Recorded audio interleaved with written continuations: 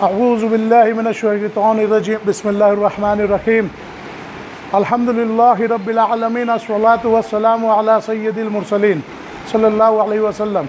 अस्सलामु अलैकुम वरहमतुल्लाहि वबरकातुहू। आज पीटीए के बाद आज हाज़रीन को बता दें कि आज पीटीए के बाद एफआरए के ताल्लुक़ से हम लोगों ने ये जो वर्कशॉप रखा, आज ये सेकंड वर्कशॉप जो ले रहे हैं, उसका बुनियादी मकसद ये है कि पीटीए जो पेरेंट्स टीचर एसोसिएशन जिसके क़याम के लिए हम लोगों ने जो कई सालों से जिद्दोजहद की थी, अल्हम्दुलिल्लाह भिवंडी की तमाम स्कूलों के अंदर पीटीए इम्प्लीमेंटेशन के लिए लोग अब स्कूलें तैयार हो गई है, कर रही हैं, हो भी गया है।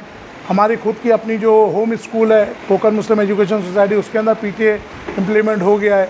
अब आगे का प्रोसेस, नेक्स्ट प्रोसेस जो होगा, जनरल मीटिंग होगी और एग्जीक्यूटिव कमेटी की जो मीटिंग होगी हर 2 महीने में एक बार, तो उसके सामने जो ऑडिट पेश किया जाएगा या फ़ीस को जो डिसाइड करना है। एक्चुअल पीटीए के जो बहुत सारे काम हैं, मैं आपको बता दूं, उसका जो निचोड़, मैंने इससे पहले भी हमेशा कहा आप लोगों को, इसका जो निचोड़ है वो 2 बातों के अंदर मेन है। पीटीए का जो निचोड़ है, नंबर 1 स्कूल का ऑडिट चेक करना, नंबर 2 ऑडिट के हिसाब से स्कूल की फ़ी डिसाइड करना। पर कैपिटेशन जिसको कहा जाता है कि फ़ीस जो है ये पीटीए डिसाइड करती है। मैनेजमेंट जो चाहे वो बोले, कोई भी स्कूल, कोई भी अदारा जो चाहे वो बोले, लेकिन पीटीए की मंजूरी के बिना कोई फ़ीस डिसाइड नहीं कर सकता। एकदम सिंपल गवर्नमेंट ने ये बायलॉज फिक्स कर दिया गया। अब ये बुनियादी बातों के, अब फ़ीस जब डिसाइड करना है तो फ़ीस के लिए भी जैसे पीटीए का कायदा है वैसे फ़ीस का भी कायदा है, जिसको Maharashtra institution fees and regulation act जो कहा जाता है। और यही जब आप 12th के बाद जाते हो तो ये एफआरए 12th के बाद भी है, लेकिन उसके अंदर फ़ीस एंड एडमिशन एक्ट करके आ जाता है। तो अपना जो एफआरए एक्ट है ना, एफआरए एक्ट जिसको कहा जाता है 2011, याद रखो इस कानून का नाम शॉर्ट में FRA 2011 fees and regulation act जो है, ये 2011 में जो आया, इसके अंदर वक्तन फ़वक्तन अमेंडमेंट हुआ है।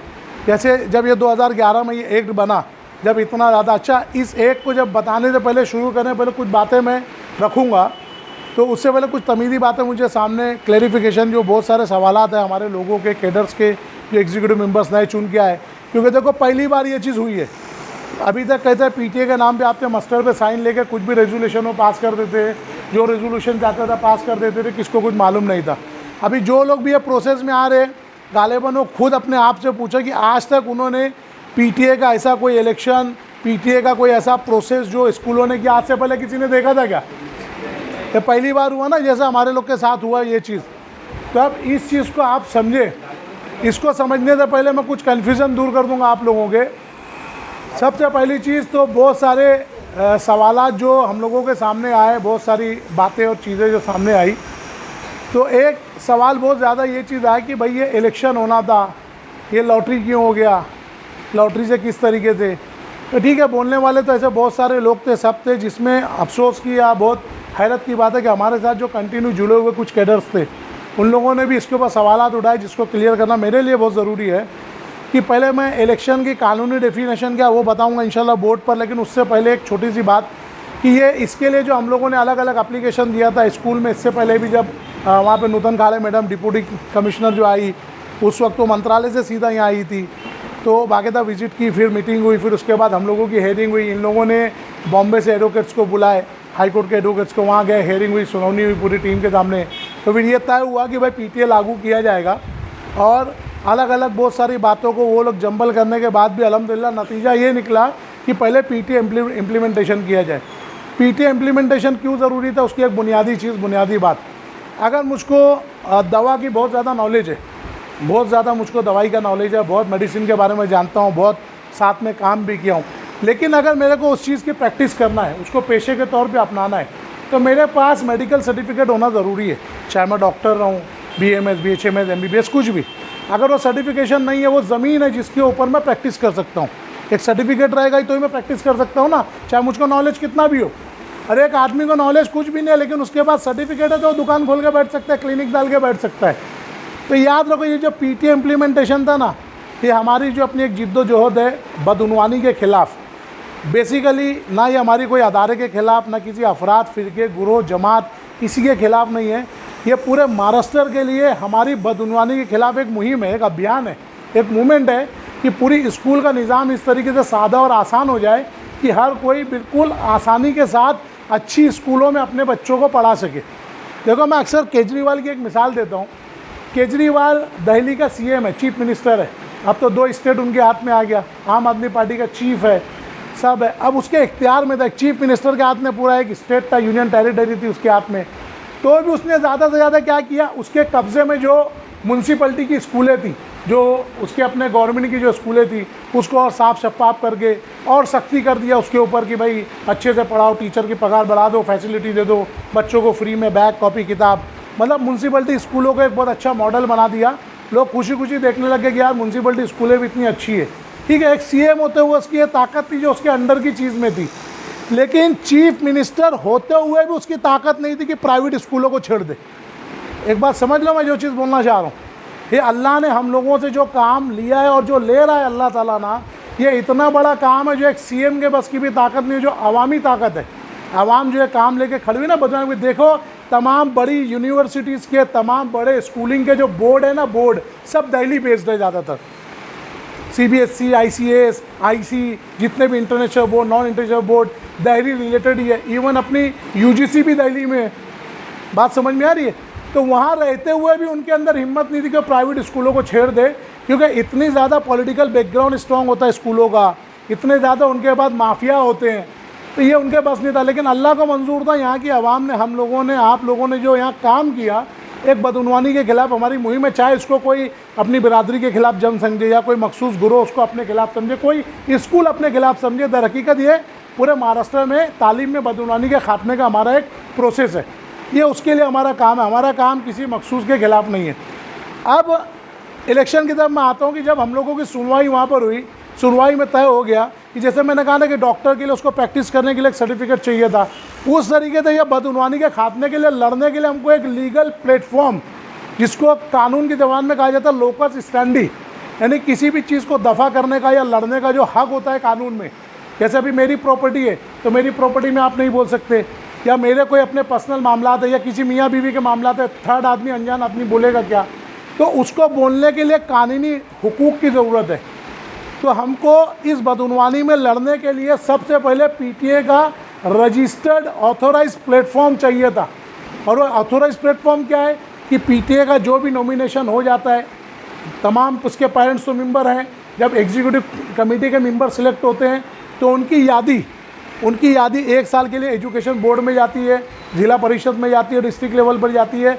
ऑफिशियली वो रजिस्टर्ड हो जाते हैं मेंबर्स कि अब ये स्कूल के मामलात में पैरेलल, मैनेजमेंट के पैरेलल में एक बॉडी बन गई है जो स्कूल के फ़ीस या दूसरे मामलात में मदाखलत करेगी।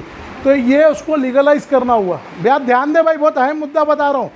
PTA के लिए बहुत सारी चीज़ में जो हम लोगों ने कॉम्प्रोमाइज़ किया, उसके इलेक्शन में, उसके सिलेक्शन में, नॉमिनेशन में, उसकी बुनियादी वजह ये थी कि हमारे पास कोई लीगल लोकस स्टैंडी नहीं थी, लीगल प्लेटफॉर्म नहीं था जिसके ऊपर खड़े होकर कानूनी तौर पर हम लड़ लें। खरी रोड पे चिल्लाने से, धरना मोर्चा देने से तुम्हारी कानूनी हैसियत नहीं बनती। आज PTA कायम हो गया, हर स्कूलों में कंटिन्यू आप सुन लोगे, हर स्कूलों में चल रहा है PTA का मैटर। तो PTA का क़याम जैसे जैसे हो जाएगा तो एग्जीक्यूटिव बॉडी 1 साल के लिए अब वो ऑथोराइज हो जाएगी उस स्कूल के मामलात में मदाखलत करने के लिए। यह मुख्तसरन PTA का मैंने पूरा जामे कानूनी तुम्हारे सामने उसकी तशरीह पेश कर दी। अब एक छोटी सी बुनियादी चीज़ जो कुछ आधे पढ़े लिखे अच्छे वकील तो नहीं समझ पाते, कुछ आधे पढ़े लिखे लोग जो अभी वकालत में एडमिशन लिए हैं, जो अभी PCC क्लियर नहीं कर पाए CA में, ऐसे लोग, या भड़काने वाले लोग कि भाई ये तो लॉटरी थी, इलेक्शन नहीं था। तो मैं इलेक्शन की कानूनी डेफिनेशन आप लोगों को समझा देता हूँ, समझ लो, पूरी ज़िंदगी आप लोगों को काम आएगा। सबसे पहले एक चीज़ ध्यान रखो, ये जो हमारा जो वर्ड है इलेक्शन, इलेक्शन कहते हैं ना,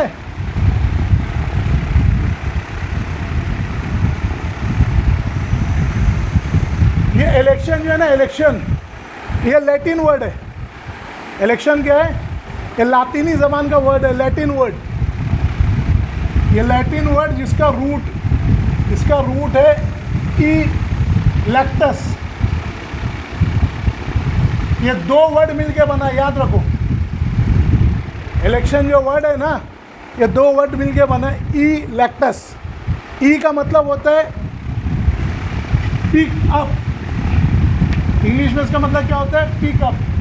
लेटस का मीनिंग होता है चूज या चूजन।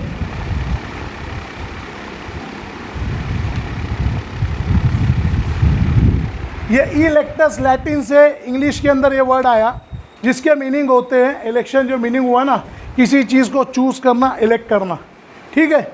अपने इंडिया के अंदर जो भी इलेक्शन के प्रोसेस या इलेक्शन का किसी भी चीज़ का, हमारा म्यूनसिपैलिटी का, MP MLA का, एजुकेशन का, कोई और डिपार्टमेंट का, बैंक का, जितने भी इलेक्शन होते हैं ना, ये तमाम इलेक्शन जो आते हैं ना, ये रिप्रेजेंटेशन ऑफ पीपल,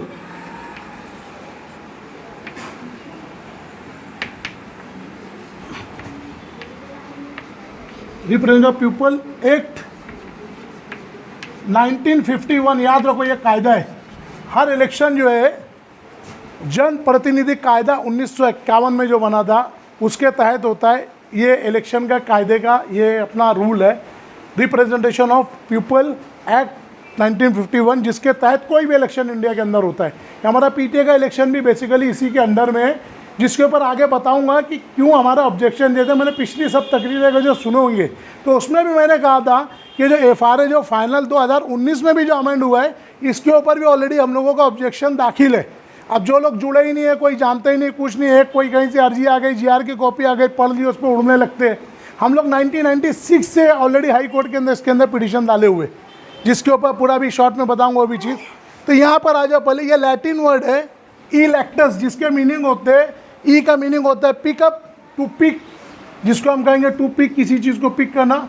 लेक्टस का मीनिंग होता है चूज़ करना, किसी को सिलेक्ट करना। तो ये बताने का क्यों मकसद था, उसको एक चीज़ समझो। आज लॉटरी को लोग इलेक्शन नहीं बोल रहे। लॉटरी जो हुआ ना, ये जो लॉटरी सिस्टम जो हुआ, कई लोग बोल रहे भाई ये इलेक्शन थोड़ी हुआ, तो लॉटरी ड्रॉ हुआ, लॉट, ऐसे कर करके लोग मुंह बना के बोल रहे। उनको जाहिलों को ये नहीं मालूम है कि ऑलरेडी ये रिप्रेजेंटेशन एक 1951 जो बताया ना, इसका सेक्शन 102, सेक्शन 102 जो है ना, 102, यही है लॉटरी, यही है ड्रॉ। इसका कायदा कलम है, इस कलम के तहत ये लॉटरी होती है। नॉर्मल इलेक्शन के अंदर क्या होता है कि आपका कोई भी कैंडिडेट जब खड़ा होता है तो उसको बाकी के लोग वोट करते हैं। वोट करने की अलग अलग इंडिया में 7 टाइप है, जिसके अंदर नॉर्मली हमारे इधर EVM से होता है। पहले बैलेट पेपर पे ठप्पा मार के होता था, कहीं पर हाथ उठा के वोट दिया जाता है।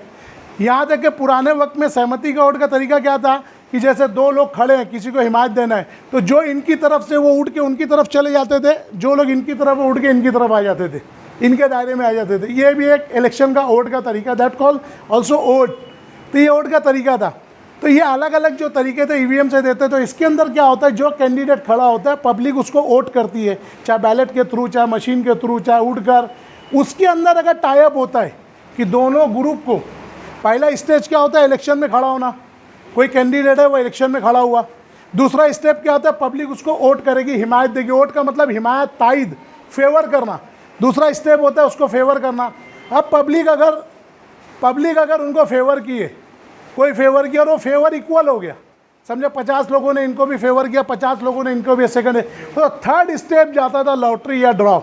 पुराने दौर में सिक्का उछाला जाता था, या चिट्ठी किसी मग या बर्तन में डाल कर उड़ाई जाती थी, चिट्ठी नाम निकलता था। तो ये भी इलेक्शन का थर्ड स्टेप है। PTA के अंदर खाली क्या कर दिया गया FRA के थ्रू कि इसके अंदर पहला स्टेज रखा गया नॉमिनेशन का, कि भाई किसको किसको लड़ना है वो करो। अकेला आदमी है तो अनअपोज, जैसे हमारे बहुत सारे लोग अनअपोज आए ना, अभी KMS में अनअपोज भी आए बहुत सारे लोग, कोई भरा नहीं, तो वो आदमी का कुछ इलेक्शन नहीं हुआ, डायरेक्ट अनअपोज। सेकंड स्टेज में जो था कि लोग वोट करेंगे, और अगर इक्वल हुआ तो थर्ड स्टेज पे जाएंगे कि भाई यहाँ पे टाई अप हो गया, इक्वल हो गया तो लॉटरी करो। तो FRA के अंदर सेकंड स्टेज को हटा दिया गया। नॉमिनेशन में अगर आप अनअपोज हो तो ठीक है, अनअपोज नहीं हो तो सीधा जो खड़े होंगे उनके नाम का ड्रॉ निकलेगा। मतलब बीच का जो स्टेप था ख़त्म कर दिया गया। तो लॉर्ड भी टोटल पार्ट ऑफ इलेक्शन ही है, कानूनी लीगली। कोई अगर आपको बहुत सारे लोग बहका रहे थे कि भाई ये इलेक्शन नहीं हुआ, ये नहीं हुआ, सब गलत बात है। मैंने आपको कानून की दफ़ा तक दे दिया है, कानून की सेक्शन 102 है। ये प्रोसेस हुआ ना, ये पूरा प्रोसेस था। तो हमारे को ये सबसे लड़ने का क्यों, हमने इसके चक्कर में ज़्यादा नहीं पड़े। हम चाहते तो बाकायदा वो भी करवा सकते थे, उसके लिए प्रोसेस था, फिर धरना देते, फिर मंत्रालय जाते, फिर नया GR कब आता, कब हुकूमत नहीं बैठती, जो हुकूमत का डिस्प्यूट है, तो बहुत सारी चीज़ था। लेकिन ये मकसद नहीं था। हमारा मकसद ये नहीं था कि ये प्रोसेस में क्या होता है, मकसद था वो प्लेटफॉर्म हासिल करना जिसके ऊपर खड़े होकर हम कानूनी जंग लड़ सके बदउनवानी के खिलाफ। पीटीए का क्या, आज पीटीए के मेंबर सिलेक्ट हो गए, ठीक है, देखते देखते 9-10 महीना 12 महीना फिर निकल जाएगा, फिर अगला लॉट दूसरे लोग खड़े होंगे, दूसरे काबिल लोग, उसके बाद और काबिल लोग। ये एजुकेट करने का मकसद क्या है? एक सिलेक्टेड कोई एक ग्रुप, कोई एक टीम खड़ी, इसके लिए मतलब ठेकेदार या फ्रेंचाइजी नहीं है कि यही ग्रुप या यही कमेटी इसके ऊपर जो करेगी वो करेगी। अगला खेप इससे बेहतर हम ये तैयार क्यों कर रहे हैं लोग को? पहले पीटीए के लिए लोग को तैयार किए, पीटीए का इतना सारे लेक्चर्स दिए किए कि लोग को पहले पीटीए समझ में आए। पीटीए समझ में आएगा, नेक्स्ट स्टेप ऑफ फी कैसे डिसाइड की जाती है। जबकि मेरा ऑलरेडी पीटीए के अंदर एक वर्कशॉप था, पीटीए वर्कशॉप में फ़ी कैलकुलेशन, जिन लोगों ने भी देखा होगा, देखो 1.25 घंटे का 6 एपिसोड मिलाकर 1.25 घंटे का है, वो भी देख लोगे तो हम लोगों ने एक रफली कैलकुलेशन बताया था कि स्कूल की फ़ी कैसे डिसाइड होती है। तो एफआरए के अंदर वो चीज़ और शॉर्ट कर दी गई है, तो कैसे हुआ उसके अंदर बताता हूँ। तो पहले ये चीज़ इलेक्शन का आप समझ लो, ये जो इलेक्शन जो ड्रा हुआ है ना, that's also part of election. बस कल इसके अंदर क्या होता है, बीच का जो सेकंड स्टेप है वो गवर्नमेंट ने गायब करके और शॉर्ट करने कि फिर इतनी पब्लिक जमा होगी, इतनी पब्लिक वोट करेगी, वो झंझट से बचने के लिए जो मतलब इसके मुतमन्नी है उनकी डायरेक्ट चिट्ठी उड़ाओ जिसमें जो नाम आ जाएगा वो तुम्हारा एग्जीक्यूटिव मेंबर। अच्छा, इस पर ऑब्जेक्शन दाखिल है ऑलरेडी, ये सुनवाई के लिए भी दाखिला गया ऊपर, ऑलरेडी इसकी मंत्रालय में भी सुनवाई चल रही है, एजुकेशन डिपार्टमेंट में चल रही है। लॉ एंड जुडिशरी डिपार्टमेंट जो लॉ बनाता है उसके अंदर भी ऑलरेडी 2019 से इसके ऊपर ऑब्जेक्शन दाखिल है, ऑलरेडी दाखिल है। तो इसमें कोई कन्फ्यूज़ होने की ज़रूरत नहीं। अब हमारे पास एक प्लेटफॉर्म आ गया एग्जीक्यूटिव कमेटी का। अब असल चीज़ ये है कि ये जो एग्जीक्यूटिव कमेटी के हमारे जो लोग हैं, हमारे जो ये लोग हैं, इनको समझ में आना चाहिए कि फ़ीस डिसाइड कैसे होती है, या फ़ीस हम जो डिसाइड करेंगे होना क्या चाहिए। मेरा एक वो चीज़ थी कि मैं सोच रहा था कम से कम एक वर्कशॉप के अंदर ये एफआरए का पूरा चैप्टर, जैसे पीटीए का मैंने किया था, क्लोज़ किया था, तो मैंने सोचा था एफआरए का पूरा चैप्टर एक उसमें क्लोज़ कर दूंगा। लेकिन एफआरए का एक वर्कशॉप में क्लोज़ क्यों नहीं हो सकता, उसकी एक बुनियादी बात है कि एफआरए के अंदर जब ऑलरेडी 21 में 2010 को जब पहले तो देखो एक बात समझ लो, अपना जो स्कूल का जो कायदा है ना, जो स्कूल जिस कायदे के तहत कानून, जैसे आईपीसी इंडियन पैनल कोड, कोई क्या कत्ल किया, खून किया, चोरी किया, उसके जो कानून की किताब है आईपीसी कहते हैं ना उसको, तो उस तरीके से स्कूल का भी कोड है जो पहले जीएस कोड कह रहा है, जनरल स्कूल कोड था, बाद में 1979 के अंदर उसको सेकेंडरी स्कूल कोड का नाम दे दिया गया, एसएस कोड। किसी भी स्कूल को जो चलते हैं ना, वो स्कूल चलती है एसएस कोड के ऊपर। तो वो एसएस कोड की स्टडी आप देख लो, एसएस कोड जो 1977 में बना और 79 में लागू हुआ। 1977 में पूरी स्कूलों का जो कानून बना सेकेंडरी स्कूल कोड, वो 1977 में बना और 1979 में वो लागू हो गया। उस कानून से लेकर अभी तक का जो 2019 और 2020 तक का जितने भी जीआर और जो चीज़ें आई है, इसके अंदर भी आप जब देखोगे ना तो ये चीज़ आपको ज़रूर मिलेगी कि तमाम तर मामलात स्कूल का जो निचोड़ रहा है ना, एक ही चीज़ के ऊपर रहा है कि कोई भी अदारा वो मुफ्त में पढ़ावे, मुफ्त में तालीम देवे। समझो मैं जो बता रहा चाह रहा हूँ आपको, एकदम अहम बात है। जब कानून का निचोड़ पढ़ोगे ना, तो कोई भी अदारा बच्चे को मुफ्त तालीम दे।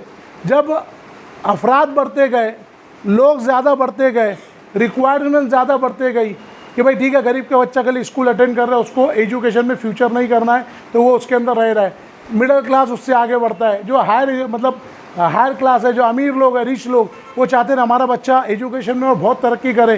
तो इस तरीके से प्रोफेशनल स्कूल सब आने लगी सामने। तो हुकूमत ने 1977 से लेकर आज तक तमाम जो फीस, उसको प्रॉफिटेरिंग कहते हैं, मुनाफा लेना किसी चीज़ में, इनकम गेनिंग करना, तो टोटल इंस्टीट्यूट के ऊपर अंकुश लगाना, इसको कर्ब्ड कहा जाता है। कानून में क्या कहा जाता है? कर्ब्ड, कि उसके ऊपर किसी तरीके से ऐसा अंकुश या इसको ऐसा लगाम लगाई जाए कि ये स्कूल मुनाफे का ज़रिया ना बने। कोई भी अदारा जो है ये मुनाफा नहीं कमा सकता। मुनाफा ये सिर्फ और सिर्फ सोशल सर्विस है। याद रखो, एजुकेशन जो है, आज बात अलग है कि आज सबसे वाइट कॉलर बिजनेस हो गया। कोई स्कूल डालता है, देखते देखते कई बिल्डिंग और मर्सिडीज और BMW में घूमने लगता है, क्योंकि आज इसको लोगों ने मुनाफे का ज़रिया बना लिया। तो 77 से अभी तक जितने भी GR आए, जो भी चीज़ें आई, तो हर बार स्कूलों की अपने जो एक माफिया, एक अलग से उनका जो कंपनी है पूरी स्कूलों की, जैसे होती है ना D कंपनी, C कंपनी होती है, स्कूल वाले भी माफिया हैं, उनका भी अपना एक इलीगल ग्रुप है। जो बार बार जब भी ऐसा कोई कानून पास होता है तो वो भी जाके ऑब्जेक्शन दाखिल करके स्कूलों को, स्कूल का ग्रुप जाके कानून के खिलाफ कुछ ना कुछ चेंजेस लाने के लिए ऑलरेडी हाई कोर्ट में, कभी सुप्रीम कोर्ट में, जैसे मैं सुप्रीम कोर्ट का एक जजमेंट भी आपको दिखाऊंगा जो अभी लॉकडाउन के टाइम में सुप्रीम कोर्ट में बाकायदा राजस्थान हाई कोर्ट के खिलाफ फैसला दिया था। Rajasthan high court supreme court की कॉपी भी मेरे पास, जो इंशाल्लाह अभी बताऊँगा। तो ये वहाँ तक डाल के आते थे कि हमारे ऊपर, हमारी फ़ीस के ऊपर, हम जो ले रहे इसके ऊपर कोई ऑब्जेक्शन नहीं। तो भाई कोर्ट जो है बनिए की दुकान हो गई है। आप स्टे मांगो, आपको स्टे भी देगी, दूसरा स्टे तोड़ने आएगा उसको स्टे तोड़ के भी देगी। भाई आप काला मांगो, आपको काला देगी। आप चाहते हो वो बनिए की दुकान बन गई आज अदालत। तो अदालत जो है उनको भी उनके फेवर में दे दी। हालांकि बच्चों के फेवर में उस जजमेंट में भी बहुत कुछ है कि फ़ीस लेना है, हर कीमत में आपको पेरेंट से फ़ीस लेना है, लेकिन फ़ीस की वजह से ना ही आप पेरेंट का एजुकेशन, मतलब स्टूडेंट का एजुकेशन रोक सकते हैं, ना ऑनलाइन ना ऑफलाइन, ना रिजल्ट रोक सकते हैं, ना कोई चीज़ कर सकते हैं। वो भी सख्ती दी उस जजमेंट में, लेकिन स्कूल वालों को भी बहुत सारा रिलीफ दिया है। तो अब यहाँ पर जो असल मुद्दा या असल बात हमारे सामने जो आ रही थी ना, भाई प्लीज़ फ़ोन सब बंद कर लें अल्लाह के वास्ते। जो भी 1-1.5 घंटा लूँगा, ज़्यादा नहीं है, पहले सुन लें यहाँ पर, क्योंकि इस वर्कशॉप का एक पार्ट और लेना पड़ेगा। आज सरसरी इसलिए बताऊँगा मेन चीज़ें कि अमेंडमेंट डायरेक्ट पूरा आज ही बता दूँगा, आपको हजम नहीं होगा कि क्या क्या चीज़ें पेरेंट्स की और स्टूडेंट के हक में थी। स्कूल वालों ने उसके ऊपर, जो स्कूल यूनियन है, केस कर करके क्या क्या बदलाव किया, ऊपर से प्रेशर ला के क्या क्या चीज़ बदली हो गई। तो क्या क्या चीज़ आज उसमें करप्ट और भ्रष्ट है जिसके खिलाफ हमको लड़ना है, और इसीलिए FRA का इंट्रोडक्शन आज देना बहुत ज़रूरी है। तो उससे पहले एक चीज़ समझ लें, ये जो एकेडमिक स्कूल अपनी चलती है ना, ये जो स्कूलें चलती है अपने लोगों की एकेडमिक स्कूल, ये जैसे कि बच्चा साल शुरू होता है, पढ़ता है, इसको एकेडमिक स्कूल कहा जाता है। तो ये एकेडमिक स्कूल जो है ना, इसका कॉन्सेप्ट जिसने लेके आया था, जैसे अभी हम देखेंगे हमारे साहबा करम की तारीख या पुराने लोग की अलग अलग सब उन लोगों की देखेंगे। गया के अंदर था, नालंदा यूनिवर्सिटी थी, तो क्या कोई डिग्री कोई सर्टिफिकेट था क्या? लोग अलग अलग विद्या आश्रम में जाते थे, या हमारे उसमें था बुज़ुर्गों के खानकाहों में जाते थे, या किसी अल्लाह वाले के पास जाके सीखते थे। ऐसे ही था ना, कोई सर्टिफिकेट, कोई कोर्स कुछ था क्या? तो ये जो एकेडमिक सिस्टम जो चालू हुआ, ये एकेडमिक, इसको हॉरेसमैन करके एक अमेरिकन कॉलोनियल था, हॉरेसमैन।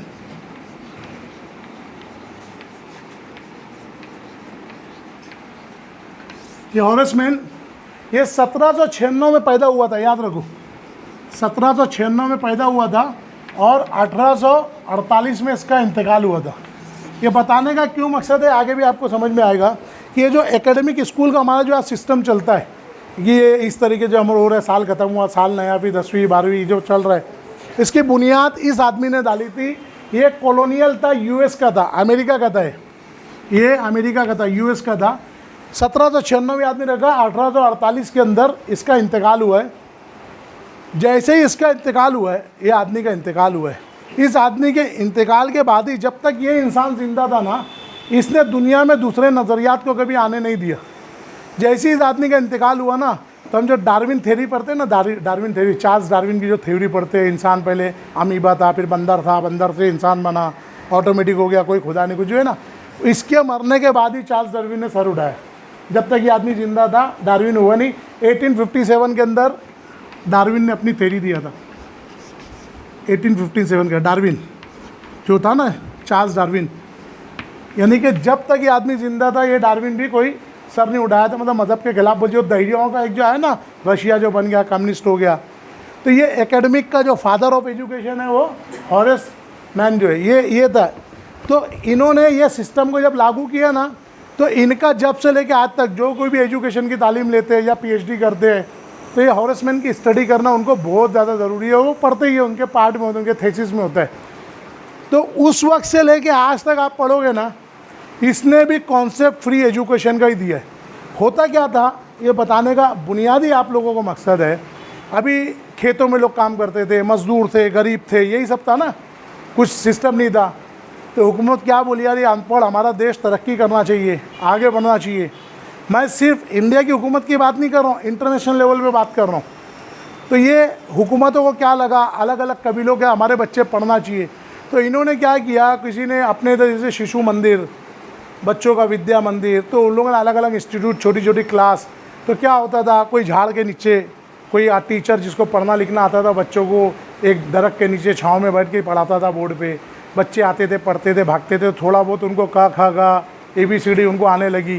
फिर ऐसे करने, फिर हुकूमत को ये लगा कि नहीं यार ये एजुकेशन और बढ़ना चाहिए, तो उन्होंने एक झोपड़ी और कुटिया बना के देने लगे। फिर झोपड़ी कुटिया के बाद उनको लगा नहीं यार हमको और अच्छा, तो पक्के मकानात देने लगे बनाकर। फिर उसके बाद तालीम का एक निसाब डिज़ाइन होने लगा। तो जो पूरी दुनिया में होरेस मैन ने जिस तरीके से तरतीब दिया था कि भाई किस तरीके से क्या हो, कैसा हो, क्या क्या पढ़ाया जाए, क्या क्या सब्जेक्ट, तो लोगों ने इसको अडॉप्ट किया, मतलब इसको अपनाया, इसके तरीक़ेकार को, और अलग अलग तरीके से लोग इसको पढ़ने लगे, पढ़ाई होने लगी। तो तमाम स्कूल का जो मंशा या स्कूल जो हम लोग चलाते हैं या स्कूल जो खोलते हैं ना, इसका सिर्फ एक ही मंशा था, क्या था मालूम है? लोगों में इल्म आ जाए। साहब समझ रहे हो, इंसानी तारीख उठा के हम पढ़ेंगे तो क्या आएगा? लोगों में इल्म आ जाए, ज्ञान आ जाए। लोगों को पढ़ना लिखना आता नहीं था, लोग पढ़ने लिखने लगे, ये मकसद था स्कूल का। इसके अलावा स्कूल का कोई सेकंड, थर्ड, फोर्थ मकसद था ही नहीं। बात समझ में आई? हम इस लेवल पे पढ़ाएंगे, बच्चे को घोड़ा भी सिखाएंगे, स्विमिंग भी सिखाएंगे, घोड़ा भी चलवाएंगे, इतना तो हमको 3 लाख का पैकेज, हमको 7 लाख का पहली लिस्ट, चौथी लिस्ट, 5वीं लिस्ट में बच्चे का नाम आएगा। ये सब कॉन्सेप्ट सब, जब ये प्रोफेशनलिज्म जब आ गया ना, तालीम को जब पेशा बना लिया गया, पेशा, समझ आप मेरी बात? प्रोफेशन जब तालीम को बना लिया गया ना कि अब ये रोज़गार का ज़रिया है, तालीम रोज़गार का ज़रिया है, तो तब से ये ब्लैक मार्केटिंग इस तरीके से एक व्यापार चालू हो गया, इल्म का, तालीम का व्यापार चालू हो गया, धंधा। तो ये धंधा बना। तो इसका बुनियादी मकसद जो मैं आपको शॉर्ट में बताया ना, आप जब भी, जैसे कि अभी ये हम लोगों का जब ये प्रोसेस हुआ, तो एक आधे अधूरा वकील उसके अंदर बार बार क्या बोलता था कि 21 मई 2010 का जो GR है, सुनो भाई बहुत अहम बात बता रहा हूँ, बोले 21 मई 2010 का जो GR है, बोले वो सीज्ड ऑफ, मतलब ख़त्म हो गया, बातिल हो गया वो। बोले ये FRA आ गया 2011 का, क्या बोला? 2011 का ये FRA आ गया, ये 21 मई 2010 का GR, जिसके ऊपर हमारी पूरी जंग है। देख लो, ये वही GR है जिसको उर्दू में, मराठी में हमने ऑलरेडी सब ग्रुप में लोड किया। 21 मई 2010 का GR, यही GR के ऊपर आखिर तक हमारी जंग रहेगी। याद रखना, कोई GR ख़त्म नहीं होता। अगर हुकूमत किसी GR, किसी कानून को ख़त्म करती है तो उसको ख़त्म होने का भी GR निकालती है, आदेश पारित करती है कि आज से ये बातिल हो गया। जैसे अभी आपको जब FRA के अंदर ये चीज़ क्लियर हो जाएगी कि बहुत सारे सेक्शन जो 2011 में बने थे, बाद में उसी सेक्शंस को 2014 में और 15 में बहुत सारी कलम को कम कर दिया गया। तो बाकायदा लिख के आता है कि ये क्लॉज डिलीट हो गया, ये कायदा, ये शक, ये कलम डिलीट हो गई। फिर 19 में, 18 में फिर आया, उसके बाद फिर 19 में रिलीज़ हुआ, तो उसके अंदर बहुत सारी चीज़ डिलीट हो गई। तो ये 21 मई 2010 का GR जो है ना, ये ना ही रद्द हुआ था, ना हुआ है, ना ही होगा, ये है, आज भी है। तो जो लोग भी आपको गुमराह करते हैं, नहीं, ये पूरा इलेक्शन इसके ऊपर हुआ। 7 जून 2022 को अभी तमाम स्कूलों के अंदर शिक्षण मंडल ने जो गाइडलाइन की जो अनुसूची 381 जो दी ना, कि आप स्कूल कैसे चलाओ, क्या क्या कायदे, पूरे कायदे का एक गाइडलाइन बनाकर दी। इसका आउटवर्ड नंबर 381 है, ऑर्डर नंबर 381 है। उसके अंदर पूरा इस GR के हवाले के साथ, जो कि अब भी तमाम मेंबर्स को रीसेंड किया गया, मैं इसीलिए अभी जो बोला ना वापस सेंड करो, ताकि हर एक के मोबाइल में वो आ चुके हैं। आप देख लो, 381 के अंदर ही पूरा इस GR के हवाले से ही अभी शिक्षण मंडल ने दिया है कि इसको इसके हिसाब से पूरा नाफिज करो। तो ये 21 मई 2010 को जब ये GR आया, तो इसके अंदर और भी चीज़ें थी। जैसे टीचर्स के ताल्लुक से बहुत सारी बातें थी कि टीचर्स को भी, जो सरकारी लोग पढ़ाते हैं तो ये प्राइवेट स्कूल वालों को भी उतनी पगार दी जाए, ये टीचरों को भी तमाम वही सहूलत दी जाए, ये बात भी उसके अंदर है। उसके अंदर और भी बहुत सारी छोटी छोटी बातें, जैसे कि स्कूल कोई चीज़ छुपा नहीं सकता, स्कूल नफ़ाखोरी नहीं कर सकता, ये इसके अंदर है। तो लोगों ने बहुत सारे ऑब्जेक्शन लिए कि इसमें तो बहुत सारी बातें, खाली PTA का क्या, जो PTA बोल रहे हैं पेरेंट्स को, बाकी टीचर का ताल्लुक उसने पेरेंट्स के लिए क्या। तो फिर वापस 3 महीना 3 दिन के बाद 24 अगस्त 2010 को इसी में से पूरा PTA की डिटेल एक और GR निकाल दिए। ये GR में कोई फ़र्क नहीं है, इसके अंदर सिर्फ PTA का है, और इसके अंदर PTA के अलावा भी बहुत सारी बातें, समझ में आई बात? तो ये सब कन्फ्यूज़न, जो कई लोग जो ग्रुप में भी जो रायता फैला रहे, जो फजूलियात फैला रहे, इतना समझ लो कोई GR रद्द नहीं होता। जो GR, जैसे गवर्नमेंट कानून निकालती है तो उसका GR तुमको देती है, कानून रद्द करती है तो उसका भी आदेश तुम्हारे को पारित करके देती है। तो ये GR ये में कोई फ़र्क नहीं है। फिर उसके बाद इसी तरीके से जो हमारा FRA जो बोलते हैं, फीस रेगुलेशन एक्ट जो 2011 मेन, देखो इसके ऊपर जो वर्क होना, ये 2011 में जो आया, इसके बाद स्कूल वालों ने ऑब्जेक्शन लिया बहुत सारा। जब ऑब्जेक्शन इसके ऊपर दाखिल हुआ तो बहुत सारे अमेंडमेंट हुए। फिर 2014 में इसके ऊपर वापस से नया इसी का अमेंडमेंट, देखो अमेंडमेंट का ये मतलब नहीं होता कि तुम्हारा पिछला जीआर रद्द। अमेंडमेंट का मतलब होता है तरमीम, किसी चीज़ में कमी या बेशी करना, कोई चीज़ कम करना या कोई चीज़ का अदाफा करना, तो दैट कॉल अमेंडमेंट जो होता है। तो 2014 में वो अमेंडमेंट हुआ, 2015 में पब्लिश हुआ, फिर 2018 में अमेंडमेंट हुआ, 2019 में पब्लिश हुआ। तो FRA यही है, वो एक्ट का नाम नहीं बदली होगा, ये FRA 2011 ही है जो 2019 में भी आया है। समझ में आई बात मैं क्या बोल रहा हूँ? जो 2011 का है ना, हर जगह 2011 ही रहेगा। सुप्रीम कोर्ट के टोटल ऑर्डर के अंदर जितना भी ऑर्डर है सब FRA 2011 के ऊपर ही है, पूरा ऑर्डर। समझ में आई बात? तो बहुत सारी चीज़ें कम की गई, ज़्यादा की गई, तो ये बातें सब रहती है। जैसे कि कहते थे पहले PTA के लिए क्या था, एक बार मेंबर बनेंगे 2 साल के लिए, बाद में उन्हें एग्जीक्यूटिव मेंबर जो बनेगा, एग्जीक्यूटिव मेंबर पेरेंट तो जब तक है उसका बच्चा पढ़ रहा है वो मेंबर है, एग्जीक्यूटिव कमेटी 1 साल की होगी, तो थोड़ा सी चेंज कर दिया बाद में। तो ये अमेंडमेंट होता है, चेंजेस होते हैं, GR ख़त्म नहीं होता, रूल्स रेगुलेशन ख़त्म नहीं होते। तो अब इन सब बातों का आप जब समझोगे तो वापस जितनी बातें मैं आपको हॉरेसमेंट की बताया या एजुकेशन का मकसद पर्पस जो बताया, तो उसकी बुनियादी यही चीज़ के ऊपर है कि जब ये एक्ट बना, आप समझ रहे, आप इधर ध्यान दो, बहुत अहम चीज़ है भाई। ये जो FRA एक्ट बना, एक्ट, तो हुकूमत ने किसी भी चीज़ का एक स्लोगन होता है ना, जैसे अभी हुकूमत ने जो झंडे का लिया, एक स्लोगन दिया ना, हर घर तिरंगा, एक स्लोगन दिया ना। जैसे मोदी इलेक्शन लड़ रहा था तो हर हर मोदी, घर घर मोदी, एक नारा था ना। हर चीज़ का एक थीम लाइन होती है। इसकी थीम लाइन हुकूमत ने क्या दी आपको मालूम है? ये GR की थीम लाइन जो यहाँ पे एकदम टॉप में लिखा हुआ है, आप इसकी थीम लाइन ही जब देखोगे ना तो आपको ये चीज़ एकदम क्लियर हो जाएगी। मैं आपके सामने 2 लाइन पढ़ता हूँ, ध्यान दो। An act to provide for the regulation of the collection of the fees by the educational institution in state of Maharashtra and for matter connected therewith and incidental thereto। अब आगे उसको मेन चीज़ देखो, and whereas the state government desire to step should be taken to prevent। State government क्या चाहती है, क्या step ली उसने, क्या प्रिवेंट करने के लिए, क्या बचाव करने के, prevent commercialisation of the education through profiting by the educational institute. ये थीम लाइन है गवर्नमेंट की। ये जो चीज़ उन लोग कर रहे हैं ना कि कोई भी जो कमर्शियलाइज हो गए, जो धंधा बना लिए, पेशा कर लिए, इसको तिजारत बना लिए, इसके ऊपर उनको रुकावट पैदा करना है। आगे हुकूमत उसी चीज़ के अंदर वो जो चीज़ देती है ना, क्या उसका सेंटेंस है, वो चीज़ आप देखोगे ना, बाकायदा दी है कि by the implementation of the curve, सुनो, whereas the national policy of education. ये खाली बात महाराष्ट्र की नहीं है, पूरे हिंदुस्तान की जो नेशनल पॉलिसी है ना एजुकेशन की, national policy of education desire the state should be taken to the prevent the commercialization of institution and profiting by the education student should be curbed. बाकायदा थीम लाइन में ये चीज़ दी गई है कि जो भी हो अपने आप को तिजारत बना लिए, जो प्रॉफिट ले रहे हैं, बाकायदा वर्ड दिया प्रॉफिट शेयरिंग, यानी मुनाफा बख्श के लिए मुनाफा जो ले रहे हैं, मुनाफा, ये मुनाफे को रोकने के लिए अंकुश है, ये हुकूमत की तरफ से लगाम है। हाथी को कहते हैं अंकुश सर में मारा जाता है, ये कर्ब्ड है, अंकुश है, उसको कंट्रोल करने के लिए ये चीज़ डाली गई है।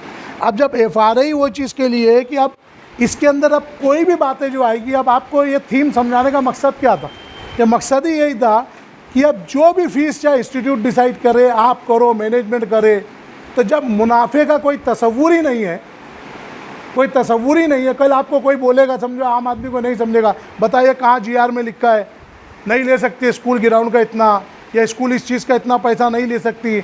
आपको अगर आपके कॉमन सेंस से भी लग रहा है ना कि इसमें कमा रहे हैं, ज़बरदस्ती खा रहे हैं, तो बगैर आपको किसी हवाले के भी आप खाली इसका GR का हवाला दे के भी बोलोगे ना, इस GR का जो प्लेज जो है, जो अहद है, जो थीम लाइन जो है इसी के ऊपर है कि कोई भी इंस्टीट्यूट मुनाफाखोरी नहीं कर सकता, प्रॉफिट नहीं ले सकता, तिजारत नहीं बना सकता, और इन सब चीज़ों के बचाव के लिए इसमें अंकुश लगाने के लिए FRA हमने बनाया है कि कोई इंस्टीट्यूट नफ़ा ले ही नहीं सकता।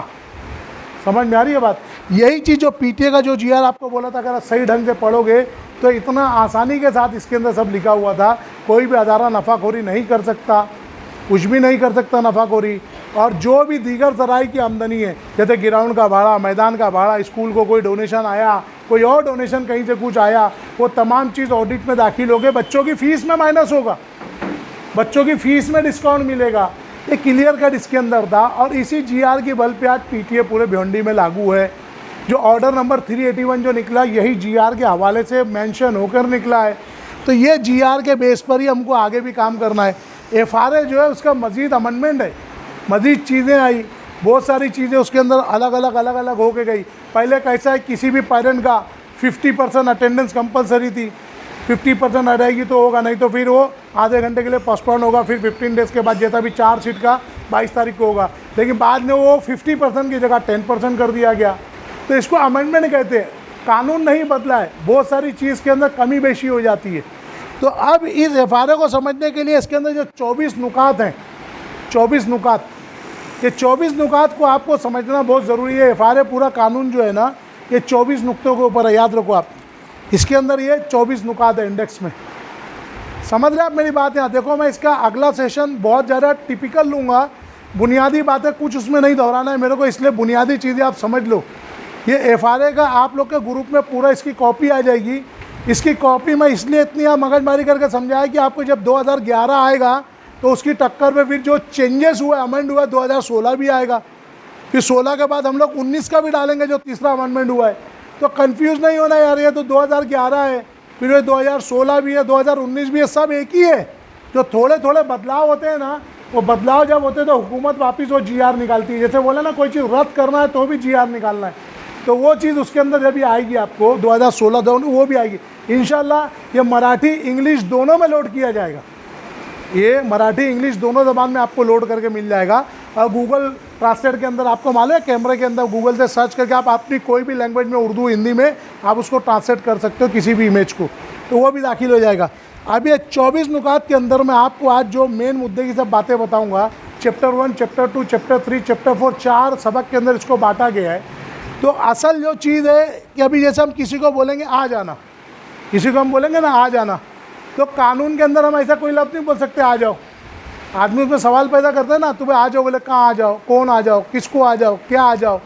तो हुकूमत का एक तरीक़ेकार होता है। हुकूमत जब कोई भी लफ्ज़, कोई टाइटल, कोई वर्ड चूज़ करती है ना, टर्म, तो हुकूमत उसकी डेफिनेशन देती है। ये सारा GR जो होता है ना, GR, इसके अंदर तुमको समझाने की बातें जो होती है ना, वो मुट्ठी भर रहती है, 5%। लेकिन जो एक्सप्लेनेशन है ना, उसका एक्सप्लेनेशन वो 95% होता है, याद रखो।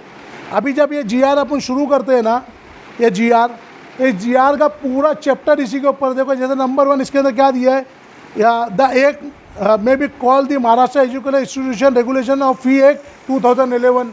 तो पहले ही नुकता है कि इस कानून को FRA यानी 2011 का एक कहा जाएगा। तो हमको तो मालूम है ना, लेकिन नई कानून की पहली कलम ही इसकी यही है कि इसको यही कहा जाएगा। जैसे कल कोई बोलेगा ना, नहीं यार FRA नहीं, अब दूसरा कुछ हो गया, तो कानून एक एक लफ्ज़ भी तुमको समझाता है। ऐसे लाइन से इसके अंदर डेफिनेशन दी हुई है, इसके अंदर लाइन से सेकंड जो दी गई है, आप उसके मैं सेकंड पे आ रहा हूँ। इसके अंदर मैं डीप में जो आपको समझाऊंगा, नेक्स्ट सेशन में समझाऊंगा। पहले आप इसके जो बेसिक जितने हैं, जो मैं आपको जो नज़रिया देने के लिए ख़ास यहाँ आज बुलाया ना, कि स्कूल असल जो चीज़ है, लोग बोलते हैं अदारा नहीं चल पाएगा, अदारा बंद हो जाएगा, मैनेजमेंट नहीं चला सकता, या तुम चला लो। तो याद रखो, फीस का जो कॉन्सेप्ट है हमारे कानून में है ही नहीं। अच्छी तालीम और मुफ्त इलाज, याद रखो, ये दो चीज़ हिंदुस्तान की थीम लाइन है, हिंदुस्तान के कानून की बुनियाद है। हर एक को अच्छी ग़िज़ा, अच्छी सेहत और मुफ्त तालीम मिले, ये हिंदुस्तान की थीम लाइन है। समझ में आई आपको बात? और ये मुफ्त है हिंदुस्तान में। अब जैसे जैसे इसके अंदर नफ़ाखोर लोग, कमाने वाले लोग, प्रोफेशनल कमर्शियल लोग आते जा रहे, तो इस चीज़ को धंधा तिजारत बनाते गए। तो इस चीज़ को आपको बुनियाद रखना है। कल कोई अदारा आपको, जैसे कि अभी ये जो आपके सामने प्रैक्टिकली बात ज़्यादा करूँगा, कि आपको जब ये PT अभी जो लोग इसके अंदर पहले होता है एग्जीक्यूटिव मेंबर कितने इसके अंदर जो चुन के हाथ उठाओ प्लीज़, एक दो 7 8 9 10 11 अलहमदुलिल्लाह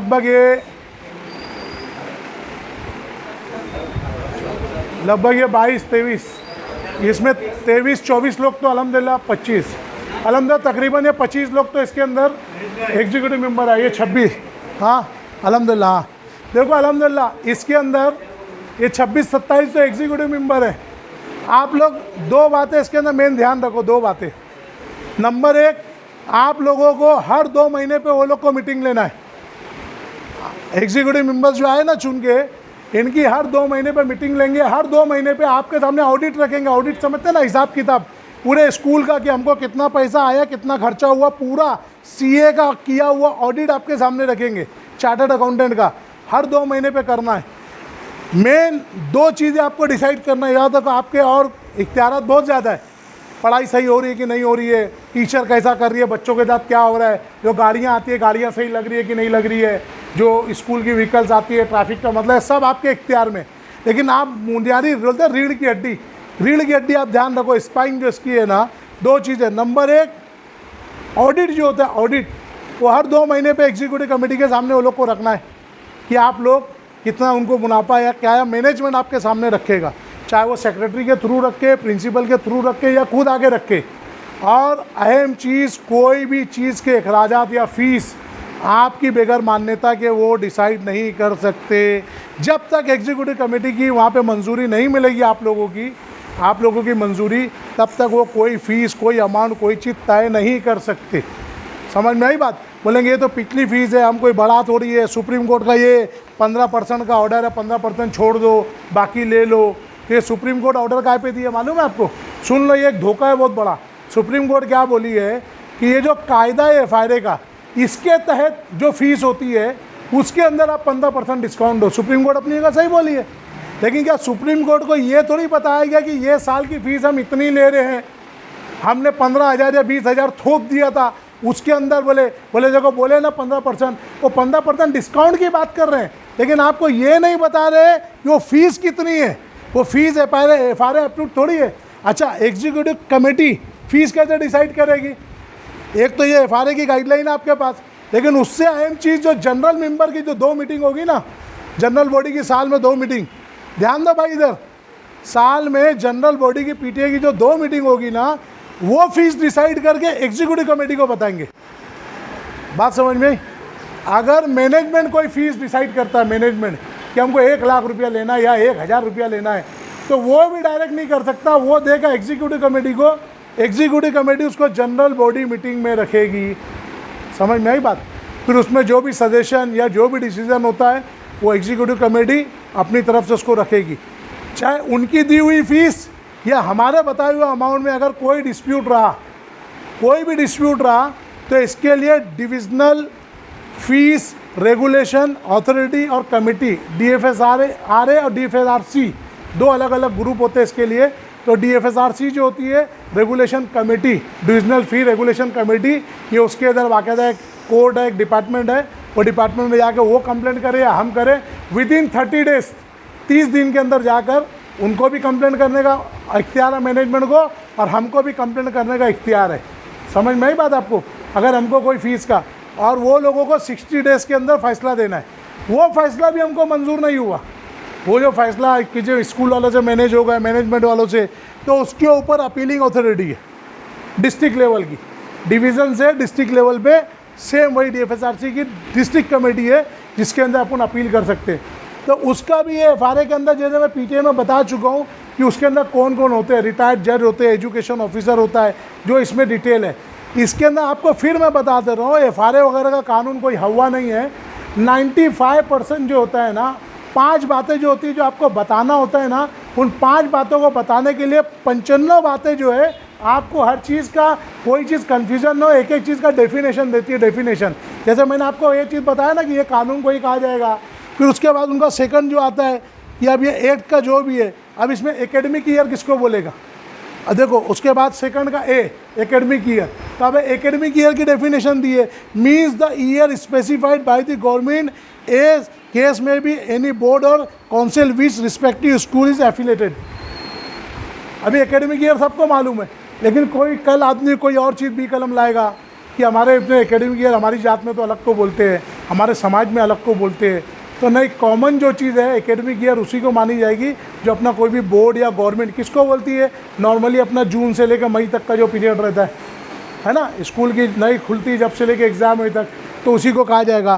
फिर उसके आगे दिया स्टूडेंट को मतलब क्या, फिर उसके बाद दिया एसोसिएशन मतलब क्या, तो उसके अंदर पूरी डिटेल दिया। एसोसिएशन मतलब PTA एसोसिएशन, क्या दिया, PTA एसोसिएशन। तो इस तरीके से इसके अंदर लगभग 40 चीज़ों का डेफिनेशन दिया गया है, एक एक चीज़, स्टूडेंट का मतलब भी दिया गया है। अच्छा, अब नेक्स्ट टाइम तो जो पीटीए का इलेक्शन या जो भी होगा वो 1ली से 12वीं तक होगा। अभी 10वीं तक ही हुआ ना, 12वीं भी इंक्लूड कर लिया गया पीटीए में, क्योंकि एसएससी बोर्ड ख़त्म हो गया, होम एग्ज़ाम हो गया एसएससी का, तो 12वीं तक के लिए इसको इन स्कूल करार दिया गया है, अभी इसके अंदर ही होगा। समझ में आई बात? तो ये दे दिया गया उसके अंदर। तो एक एक ये डेफिनेशन, एक एक बातें, एक एक चीज़ें। अच्छा, ग्रुप के अंदर हम लोगों ने ये जो एफआरए का पूरा सब जो कॉपीज़ वगैरह ऑलरेडी डाली थी, खासतौर से एग्जीक्यूटिव कमेटी के अंदर, उर्दू में भी डाले थे, इंग्लिश में भी डाले थे, अलग अलग, और 381 जो ऑर्डर था वो डाले थे। तो मैं जानना चाहूँगा कौन कौन उसको ये एफआरए वगैरह को पढ़ के आए हैं। किसी ने भी जीआर पढ़ा जो भी हमने ग्रुप में सेंड किए थे सबको? माशाल्लाह। एक हमारी एक बहन पीटीए का पढ़े थे कि एफआरए का पढ़े थे आपा? वेल डन आपा, माशाल्लाह। नहीं पढ़े भाई, ये तब जब तक आप लोग देखो, मैं आप लोग को एक से बार बोलता हूँ, मेरी वीडियोस जब तक आप देखोगे नहीं, मेरी वीडियोस जब तक आप नहीं देखोगे, मेरे जो डॉक्यूमेंट्स भेजता हूँ वो नहीं देखोगे आप लोग, तो आप लोग कैसा कल सुनोगे, वक्ती मज़ा लोगे, जाओगे। अभी सबसे बड़ी बुराई अपने लोगों में क्या है मालूम है? कि अभी जो लोग भी यहाँ क्लास में यहाँ बैठे हैं या ये वर्कशॉप में बैठे हैं ना, ये घर जाने के बाद बोलेंगे हम तो हमारे सामने ही पूरा हमने सुना है, घर जाके इसको रिपीट कोई सुनेगा नहीं। ये सबसे बड़ा सेटबैक है अपना, क्योंकि जितनी बातें सुने ज़रूरी है कि आपको याद रहे, बार बार वो देखेंगे तो, क्योंकि इसके ऊपर आपको तैयार होना है, लड़ना है, पूरा साल लड़ना है। ये स्कूल में आप एग्जीक्यूटिव मेंबर बने, बाद में दूसरे हमारे लोग बनेंगे, उसके बाद आपके और दूसरे लोग बने, ये टाइम आप बने, अगले बार आपकी वो वाइफ बन सकती है, आपका भाई बन सकता है। तो ये जब तक आप जानोगे नहीं, आप करोगे क्या? तो एफआरए के अंदर जो इसके अंदर 6-7 पॉइंट जो दिया है कि ये 10 किस्म की फ़ीस ले सकते हैं। ये जो एफआरए का मेन जो थीम है ना ये पूरा, उसके बाद पूरा पीटीए इलेक्शन के ऊपर है। एफआरए में भी कुछ नहीं है, जो लोग बोल रहे हैं ये ख़त्म, वो जीआर ख़त्म, वो ख़त्म। अभी मैं बोलूँ आप चाहे खाना मेरे घर में खाओ, बाजू के रूम में खाओ, वो रूम में खाओ, जब वो चीज़ आखिरी तक पीटीए आपकी बाकी रखी गई है। हर कानून में पीटीए को एज इट इज़ रखा ही गया है कि पीटीए के बगैर कुछ नहीं, पीटीए की मंजूरी के बगैर कुछ नहीं। मैंने आपको बताया ना, जो हेयरिंग हुई थी जिसके ऊपर इलेक्शन ऑर्डर हुआ, वो 6 पेज का उन्होंने पूरा रुदात लिख के जजमेंट दिए, 6 पेज का। 5.5 पेज मेरे खिलाफ लिखी है मैडम ने, और मैडम पूरा 5.5 पेज मेरे खिलाफ, मेरे को निगेटिव, पूरा निगेटिव, उनके वकील को, मैनेजमेंट को, सब बेहतर लिखी है, लेकिन आखिरी में आधे पेज का जो जजमेंट दिया पूरा अपने फेवर में दी। बात समझ में आई आपको? ये चीज़ वो लोग हाईकोर्ट से वकील लाए थे, इधर से वकील लाए थे, ठीक है, फुल आर्ग्यूमेंट हुआ, मैं इन पर्सन किया, मैं खुद लड़ा वालिदैन की तरफ से, हर चीज़ को अपनी बी कलम, अपनी चीज़ को दबाना, जो भी उनका प्रेशर होगा। लेकिन जब कानून के दायरे में उसको फैसला देने की बात आई, उसको फैसला था, वो राइटिंग में दे रही है ना, साइन ठप्पे के साथ दे रही है, तब उसके ऊपर ऑब्जेक्शन दाखिल होगा, तब वो मैनेजमेंट को नहीं बुलाएगी, हायर अथॉरिटी किसको बुलाएगी? जो फैसला दिए, मुंसिफ को बुलाएगी ना, तो वो वहाँ बंद गई, पूरा फैसला अपने हक में आया, इसीलिए वो इलेक्शन हुआ। उसके अंदर क्लियर कट 2nd पॉइंट में दिया है कि फ़ीस का कोई भी इशू, देखो जिन जिन एग्जीक्यूटिव कमेटी के मेंबर ने उसका वो लिया था फ़ोटोज़, ये आप लोगों ने देखे थे ना, सब लोग में से लिए थे, देखो फ़ोटो इलेक्शन वाले दिन जो लोग एग्जीक्यूटिव कमेटी में आए चुन के, ज़्यादातर लोगों ने ट्रांसफर करके भी लिया था, और पूरा निर्णय का 3 पॉइंट तो बाकायदा स्पेसिफिक लिखा है कि बगैर पीटीए के, पेरेंट टीचर एसोसिएशन के और एग्जीक्यूटिव कमेटी की मंजूरी के आप फीस डिसाइड ही नहीं कर सकते के जजमेंट में, एकदम क्लियर कट लिखा हुआ है। नहीं तो आपको लगता है इतनी आसानी से स्कूल वाले मान जाते हैं और ये होता? साल से हमारे बच्चे पढ़े ना, कभी आप लोग पीटीए का इलेक्शन देखे थे क्या? तो मेरा भाई असल चीज़ वही फिर बोल रहा हूँ आप लोग को कि इसके अंदर जब तक आप लोग खुद ये सब चीज़ पढ़ोगे और समझोगे नहीं ना एक बार, तब तक फिर आपको जो भी चीज़ एक्सप्लेन करूँगा, क्यों मालूम है? पहली चीज़ तो डेफिनेशन, आपको इसमें कुछ समझना नहीं है, इसके अंदर सब देखो, मैं फटफट आपको खाली पॉइंट्स गिना देता हूँ। देखो जैसे क्या दिया इसके अंदर, इस एक को ही कहा जाएगा, ठीक। अब ये पूरे महाराष्ट्र स्टेट के लिए। तीसरी चीज़ एकेडमिक ईयर जो कहा कि जो भी बोर्ड या गवर्नमेंट में हम एकेडमिक ईयर नहीं सालाना जिसको बोलते हैं वो दिया गया है। उसके बाद एडेड स्कूल किसको बोला गया है? ऐसी स्कूल जिसको गवर्नमेंट से इमदाद मिलती है उसको एडेड बोला गया है। ये डेफिनेशन है, मैं आपको शॉर्ट में उसको अपनी आम भाषा में समझा रहा हूँ। ये पूरा गवर्नमेंट में, कल को ये ना एडेड का क्या मतलब हुआ, क्योंकि एड का मायने किसी के अंदर खाली हेल्प होता है। AID एड का मतलब होता है हेल्प, लेकिन कानून की ज़बान में और स्कूल एजुकेशन की ज़बान में एडेड का मतलब होता है ऐसी स्कूल जिसकी सैलरी वगैरह गवर्नमेंट देती है। बात समझ में आई? तो उसकी डेफिनेशन दिया है। उसके बाद आपको इसके अंदर एप्रोप्रिएट डेट का मतलब क्या हुआ, वो डेट जो गवर्नमेंट दे हुई या स्कूल की तरफ से डेट है उसको कहा गया है। हर वर्ड का ना इसमें मीनिंग दिया गया आपको। कंटिन्यू DFSRC क्या, डिविजनल फी रेगुलेशन कमेटी जो है वो DFSRC दिया है। और लाइन से डिप्टी डायरेक्टर कौन है, मतलब कौन कौन इसके इख्तियारात होंगे। बात समझ रहे हैं? मैं आपको इसीलिए बोला, ये आपको पढ़ना इसीलिए ज़रूरी है कि जब एक बार आप लोग इसको पढ़ के समझ के आओगे ना, तो फिर इसके जो टेक्निकल इश्यूज़ है, देखो इसके बाद भी जो है ना ये 2016 का जो असल चीज़ है ये बहुत जंबल है हमको। फिर ये आपको मालूम रहेगा ना पूरा एक बार, तमाम तारीफ़, तमाम डेफिनेशन जब आप इसको पढ़े रहोगे, तो फिर इसके अंदर क्या क्या चीज़ काउंटर हुई है, क्या क्या चीज़ को रद्द किया गया, क्या क्या चीज़ नहीं दाखिल की, एकदम आसानी से आपको समझेगी। तो इसीलिए यहाँ इंशाल्लाह जाने से पहले ये आज की आज ये पूरी कॉपीज़ वापस से आप लोगों को लोड हो जाएगी। ये इंग्लिश मराठी दोनों ज़बान के अंदर है ताकि आप लोग को कोई तकलीफ़ ना हो। ये इंग्लिश में भी पूरा है, अमेंडमेंट किया हुआ, ये भी आप लोग को मेरा हाईलाइट किया हुआ इंशाल्लाह लोड करूँगा, जो मैंने हाईलाइट किया है ना, ताकि आप लोग को मेन पॉइंट समझे। तो ये सब चीज़ें डेफिनेशन आपको समझने के लिए इसका पूरा थीम पॉइंट। देखो मैं आपको एक चीज़ बता रहा हूँ, अब गवर्नमेंट ने जो किया ना, देखो फ़ी का डायरेक्ट मैं सब छोड़ते हुए नीचे डायरेक्ट आता हूँ। Fee means amount fix a free under section 5 and 6 includes. क्या क्या इंक्लूड है इसका, जो सेक्शन 5-6 के अंदर जो दिया है ना, तो इसको मुनाफा नहीं कमा सकती, नफ़ा नहीं ले सकती, इसका सेक्शन 5-6 वो है। अब उसके अंदर क्या क्या फ़ीस ले सकते हैं, देखो लोग रिसिप्ट पे देते हैं। Tuition fee, term fee, library fee, laboratory fee, gymkhana fee, caution money, examination fee, hostel fee and mess fee, यानी हॉस्टल और खाने का जहाँ इंतज़ाम है जो रेसिडेंशियल स्कूल है, ठीक है। एडमिशन फ़ी, अब ये 9 टाइप की फ़ीस है, इसके अंदर एक बढ़ गए।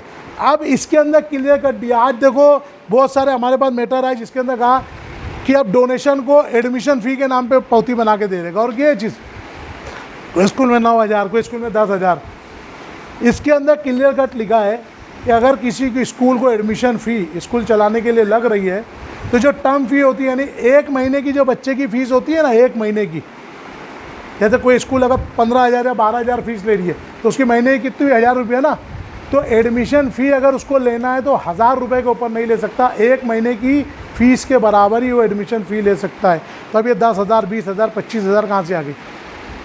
ये तमाम चीज़ें हमारे हक़ में, लेकिन कब आएगी, जब हम इसको समझेंगे। समझ रहे मेरे भाई बात? आज भी देखो हम लोगों को ये चीज़ पहले का भी एक्सपीरियंस है, इसीलिए हमने 2:30 बजे लोग को, जो हमारे इकबाल भाई इसमें जल्दी जल्दी आए थे, बाकी सब जितने भी हैं, इकबाल कुरैशी यहाँ आए हैं, इकबाल से मुराद क्या इकबाल ही नाम था ना भाई का, इरफान कुरैशी साहब, ये जल्दी आए थे, बाकी सब तो वही लेट आए, क्योंकि हमको मालूम था सब 3:30-4 बजे का टाइम में आएंगे, शुरू होगा। लेकिन 2:30 बजे का टाइम देने के बाद भी हमारे लोग हैं, हमारे 55 मेंबर चुन के आए हुए हैं, 55 एग्जीक्यूटिव मेंबर चुन के आए हैं 66 में से। हम लोग अभी तक वो 55 को जमा नहीं कर पाए। ये हर एक की जिम्मेदारी है भाई, जो भी लोग इससे जुड़ रहे हैं ना, हर एक की जिम्मेदारी के 55 के 55 लोग को जमा करके लाओ, जिनको ये साल भर लड़ना है, उनके साथ हमको यहाँ आना है कि भाई अगले टर्म में हमको सीखना और लड़ना है। तो भाई इसके लिए यहाँ 1-2 चीज़ पहले डिसाइड करो अपन, बहुत सारी बातें इसके अंदर हो जाएंगी। पहले ये बताओ अगला वर्कशॉप रखना है कि नहीं रखना है, पहले तो ये बताओ भाई। अगर अगला वर्कशॉप रखना है तो नंबर 1 आप लोगों को सबसे पहले टाइम की पाबंदी करना होगा, ठीक है। टाइम की पाबंदी के साथ जो लोग एग्जीक्यूटिव कमेटी के, जो हम लोगों ने लिस्ट बनाई है ऑलरेडी, एक ग्रुप बना है, वो तमाम मेंबर को लाने की, जो 55 लोग हैं, वहाँ लिस्ट भी लग जाएगी स्कूल में, नाम और फ़ोन नंबर के साथ। तो हर कोई के पहचान का 1-1, 2-2 तो होगा ना वो एग्जीक्यूटिव में, उसको ला के ये चीज़ बैठा के समझाना जिम्मेदारी आपकी कि यहाँ लाओ, उसको यहाँ आपको लाना ही है कंपलसरी। तीसरी बात, ये जो चीज़ हम आपको लोड करके देंगे अभी, इसको आप पढ़ोगे। कोई बोलेगा भाई मेरे को उर्दू आती है, मराठी नहीं आती, या हिंदी आती है, इंग्लिश नहीं आती, तो भाई वो भी यहीं पे भी आपको सिखा के दिया जाएगा। गूगल में किसी भी भाषा को किसी भी भाषा में मुफ्त में जगह पे ऑफलाइन कैसे ट्रांसलेट किया जाता है, ऑन द स्पॉट आप लोग को समझ में आ जाएगा ये चीज़। वो भी इंशाल्लाह आपको ऑनलाइन ऑफलाइन का सिस्टम समझा देंगे पूरा। तो ये सब चीज़ अगर आप लोग करोगे तो ये FRA का एक बेहतरीन, कामयाब, बेहतर वर्कशॉप आपके सामने आएगा। ये इतनी चीज़ें आपको बेसिक या बताना, समझाने का जो मकसद था वो यही चीज़ था कि पूरा कंट्रोल आपके इख्तियार में, स्कूल का निज़ाम जो पूरी दुनिया में बना है वो इसीलिए बना था कि लोग को मुफ्त तालीम दी जाए। इवन ये FRA का थीम लाइन भी आपको बताया ना, वही है कि ये कमर्शियलाइजेशन और जो प्रॉफिटरिंग जो हो रही है, जो मुनाफाखोरी जो की जा रही है, मुनाफाखोरी रोकना है, ये पूरा मकसद ही जब इसके ऊपर है। जब ये सोच के साथ आप इसके अंदर शामिल होंगे तो ही आप इसके लिए लड़ सकते हो। समझ में आई बात? तो ये सोच डेवलप करके आपको यहाँ आना है। तो पहले बताओ अगला वर्कशॉप कब रखना है, क्योंकि अगले वर्कशॉप में कोई तमीदी बातें नहीं होगी, डायरेक्ट अपने को FRA के पूरे थीम के ऊपर काम करना है, पूरी थीम। इसको मैं और शॉर्ट में करके आप लोगों के लिए और मुख्तसर में करके तीनों ले आऊँगा वर्जन, तीनों कि पहले 2011 का जो असल कानून है वो क्या है, कैसे है, पूरा बता के फिर 2016 का अमेंडमेंट बता दूंगा, 2019 का पूरा अमेंडमेंट। और आप लोग को जो करना है वो तो मैं आज भी आपको बता दिया। आपको 2 ही काम ये करना है, जो भी एग्जीक्यूटिव लोग कमेटी के मेंबर हैं और जनरल पब्लिक की सालाना 2 मीटिंग के अंदर, कि सबसे पहले ऑडिट सामने रखो और फीस जो डिसाइड की हो, अच्छा ये मैनेजमेंट हमको हिसाब देगा। कल ऐसे आप बोलोगे ना भाई फीस 1 रुपया होना है, वो बोलेंगे कैसे। अभी अपने लोगों का क्या हाल है मालूम है, जो प्रिंसिपल के ऑफिस में खाला या प्यून खड़ा रहता है ना, वो उसकी भी बात सुन के चले आते। इतने बहादुर है अपने लोग। वो खाला जाने नहीं दी ना अंदर, अरे वो प्यून भगा दिया ना। अरे तुम यार क्या हो यार, तुम्हारे पैसे पे स्कूल चल रही है। उनको स्कूल का परमिशन जब स्कूल मिलती है इसी शर्त इसी बिना पर दिया गया है कि आप यहाँ पर इलाके में तालीम की ज़रूरत है, आप मुफ्त तालीम दोगे, आपका अदारा मुफ्त तालीम देगा। कानून के अंदर ऐसी कोई गुंजाइश है ही नहीं कि हम यहाँ खोलेंगे, इन्हीं से फीस लेंगे और यहाँ पे हम कमाएंगे। आपको जो शर्त है ना, जो स्कूल खोलने की शर्त, वो इंडेक्स इसी बिना पर दिया जाता है आपको कि इस एरिए में आप इल्म को, जैसे बताया ना, पूरी दुनिया का निज़ाम आप पढ़ दो। तालीम का निज़ाम ही इसीलिए कायम किया गया कि लोग को सुशिक्षित किया जाए फ्री ऑफ चार्ज। किसान के बच्चे रहते थे, धोबी के बच्चे रहते थे, चमार के बच्चे, तो उनको ला ला के पढ़ाते थे वो एक टीचर अपॉइंट करके, कि कुछ ज्ञान आ जाए इनको। यही चीज़ थी ना, कि ऐसा था कि भैया तू फीस दे, तू हमको धान दे, चावल दे। तो ये जब तालीम का निज़ाम ही मुफ्त की बुनियाद पर है पूरी दुनिया में, खाली यहाँ नहीं, हमारा तो और स्पेशली फ्री है। बोले ना हिंदुस्तान की 3 थीम लाइन है कि अच्छी सेहत, अच्छी ग़िज़ा और मुफ्त तालीम। ये 3 थीम लाइन है इंडिया की, याद रखो। हिंदुस्तान की ये थीम लाइन है कि हर एक को अच्छी सेहत, अच्छी ग़िज़ा और मुफ्त तालीम मिले। ये हिंदुस्तान के कॉन्स्टिट्यूशन की थीम लाइन है। जैसे FRA की थीम लाइन बनाया ना, इसको कमर्शियलाइज होने से और मुनाफाखोरी से इस पर अंकुश लगाना है। FRA का मकसद ही वही है। तो इंडिया की ये थीम लाइन है। इसी के ऊपर हम लोगों ने अभी तक सुप्रीम कोर्ट में दूसरी जगह जितने भी लेटर पिटिशन डाले, यही डाले, यही थीम लाइन के ऊपर डाले। तो इसलिए आप लोग इसको जब तक पढ़ोगे नहीं, इसको समझोगे नहीं भाई, वो चीज़ नहीं होगा। तो बताओ सबसे पहले कि अगला हमको कब रखना है वर्कशॉप, वो बताओ। और सबसे अहम चीज़, आप टाइम रख दो, सब बोल दो, लेकिन अफराद टाइम पे आएंगे नहीं, मिलेंगे नहीं, हर कोई अपने हिसाब से। तो ऐसा टाइम, ऐसा दिन आप लोग दो ताकि उस दिन फिर कैसा मालूम, आधी अधूरी बात नहीं, फिर मुकम्मल इसके ऊपर। और उस दिन हाथ उठना चाहिए, उस दिन हाथ उठना चाहिए भाई कि हम लोगों ने पढ़ के आए, हम लोगों ने पढ़ के आए, ताकि मैं कोई चीज़ ना फिर मेरे को एक्सप्लेन नहीं करना पड़े इसके अंदर। मैं जैसे जैसे पॉइंट लूँ ना, सब इंशाल्लाह वहाँ पॉइंट सबके टेबल पे होना चाहिए। और कोशिश तो ये करो सब निकाल लो, 5-10 रुपये जाएगा जो आपको लोड करेंगे, इसका सब अपने प्रिंट आउट निकाल के रखो। प्रिंट आउट निकालोगे तो मैं ज़्यादातर चीज़ों को इस तरीके से हाईलाइट करके ही लोड करने वाला हूँ, तो आपको डायरेक्ट चीज़ें आपके टेबल पे समझ में आएगी। अब अपने लिए, अपने बच्चों मुस्तक़बिल 10-20 रुपये तो खर्चा कर सकते हैं ना, तो इसको आप प्रिंट आउट निकाल के लाना। और अगर नहीं निकाल सकते तो आप लोग सब एक ही टीम हो, आपस में डिसाइड कर लो कैसे क्या करना है। किसी एक को आप जिम्मेदार बनाकर 10-20 रुपये जमा करके उसी से अखंड में ज़ेरॉक्स मंगवा लो पूरा एक कॉपी का, ताकि सबको ठीक रहे। तो जो भी आप करो, मेरी तरफ से मैं डिसाइड नहीं कर सकता कि भाई इसके अंदर ये चीज़ ना है कि लोग 10-10 रुपया निकाल रहे, वो भी इल्ज़ाम नहीं चाहिए भाई, कुछ इल्ज़ाम नहीं चाहिए, क्योंकि ये छोटी छोटी चीज़ें। FRA की जो थीम लाइन कब समझ में आएगी आपको मालूम है भाई, जब तक आप लोग जब तक इसके अंदर बेसिक स्टडी नहीं करोगे, आपको मालूम नहीं रहेगा ये क्या क्या बोला है। फिर समझ लो बातें 5 ही है, बातें 5 है, लेकिन वो 5 बातों में आप कंफ्यूज मत हो। उसने बोला चल, तो कहाँ चल, किधर चल, किसको चल, तो ये तमाम चीज़ें कार्टून में क्लियर होती है कि हमने तेरे को है अब्दुल गफ्फार, तेरे को चल बोला, मेरे साथ चल बोला, इधर चल बोला, ऐसे कानून में क्लियर होता है। बात समझ में आई? हाँ, बात समझ में आई? तो ये चीज़ आप ध्यान दो। तो तो ये जब लोड होगा इंशाल्लाह तो आप लोग इसको निकालो, या अब भी डिसाइड करो कि आप लोग इसके अंदर किसी एक को जिम्मेदार बना के, या तो आप लोग आपस डिसाइड करके ज़ेरोक्स ले लो, लेकिन पढ़ के आना। एक तो पहले यह बताओ कि नेक्स्ट वर्कशॉप कब रखना है। ऐसे 4 बजे तक लोग आ रहे हैं, नहीं चलेगा भाई, सबको ही राय दो, एक एक नेक्स्ट संडे।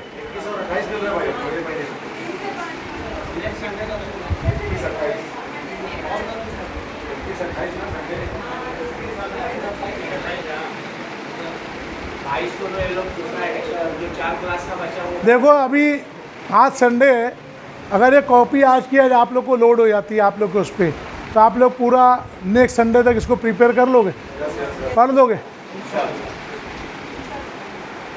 देखो भाई एक देखो आवाज़ खाली 3-4 ही आ रही है, हो जाएगा।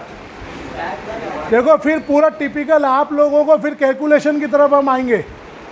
देखो मैं इसका आप लोग को फिर एक सरसरी एक कैलकुलेशन में आपको समझा रहा हूँ। आप एक चीज़ को समझो, जब एक थीम आपको समझ में आ गई ना, कोई स्कूल मुनाफा, देखो इसको बाद में खाली अपन एक टर्म में रखेंगे। इसमें जो पता है ना टर्म दिया है, tuition fees, term fees, library fees, ये फीस वो फीस, टर्म में मेज़ नहीं है, हॉस्टल नहीं है, तब कट होता ही जाएगा। जो है ही नहीं यहाँ पे, मेज़ नहीं है, हॉस्टल नहीं है, बस नहीं है, तो बस की फ़ीस तो भरना नहीं है। तो इसको खाली अपन टर्म के अंदर डाल देंगे कि ये लोग ट्यूशन फीस किसको बोल रहे हैं, ये लोग टर्म फीस किसको बोल रहे हैं, समझ। अच्छा टर्म फीस का भी कानून है, जैसे मैं आपको ये बताया ना, टर्म फीस भी जो है ना 1 महीने की फ़ीस से ज़्यादा नहीं हो सकती। जैसे किसी बच्चे की 12,000 साल की फ़ीस है, तो महीने की कितनी 1,000। तो अगर टर्म फीस 2 टर्म होता है ना, फर्स्ट टर्म सेकंड टर्म, तो ये टर्म के नाम पे 1,000 से ज़्यादा फीस नहीं है, मतलब 1 महीने की। मैं तो 12,000 से मिसाल दे रहा हूँ, 12,000 से मिसाल दे रहा हूँ। वो तो हम डिसाइड करेंगे कि पूरे साल की फ़ीस कितनी होना चाहिए मुकम्मल। अभी जो ऑलरेडी 12,000 चल रही है उस पर मैं मिसाल दे रहा हूँ। तो ये टर्म फीस भी जो है ना, कोई 2,500 ले रहा है, कोई 3,000 ले रहा है। ताकि टर्म फीस का कानून क्या है कि टर्म फीस जो डिसाइड होगी वो 1 महीने की फ़ीस से ज़्यादा नहीं हो सकती। समझ में आई बात। अच्छा ये टर्म फीस होती क्या है, ट्यूशन फीस होती क्या है, ये सब का मीनिंग इसमें दिया हुआ है। बात समझ में आ रही है। मैं इसीलिए चाह रहा हूँ कि आप इसको पढ़ो। जब आप पढ़ोगे ना तो आपका माइंड खुद ही क्लियर हो जाएगा, आपका माइंड खुद ही क्लियर हो जाएगा। यहाँ तक कि अभी लोगों ने ट्यूशन फीस भी ली है, लॉकडाउन की जोड़े ऑनलाइन क्लासेस की भी फ़ीस ली है। बात समझ में आ रही है। जब ऑनलाइन क्लासेस की, अभी देखो सही गलत तो मैं बात नहीं कर रहा हूँ कि भाई ये फ़ीस होना चाहिए था कि नहीं होना चाहिए था, लेकिन अगर टेक्निकली भी देखो कि अगर ऑनलाइन क्लास की फ़ीस जोड़े तो फिर ट्यूशन फीस का आएगी, या अगर ट्यूशन फीस जोड़े तो एक्स्ट्रा ऑनलाइन की फ़ीस का को जोड़ो आप। बात तो दोनों एक ही चीज़ है ना, जो ट्वीट किया उसी की वो ले रहा है ट्विटर का, ट्यूटर अपनी ट्यूशन फीस ले रहा है। तो देखो मैं आपको एक सरसरी चीज़ समझाता हूँ, बाद में इसको इस टर्म के अंदर रखेंगे। बात समझ में आई। इसको साफ़ करो, इसको साफ़ करो। ये चीज़ समझ में आई आपको, जो मैंने पहले इलेक्शन का कानून का डेफिनेशन दे दिया, इसको मॉर्फेम कहा जाता है, इमोलियोलॉजी, इसके लिए जो वर्ड आता है कानूनी, कि कोई भी चीज़ का रूट डेफिनेशन क्या है।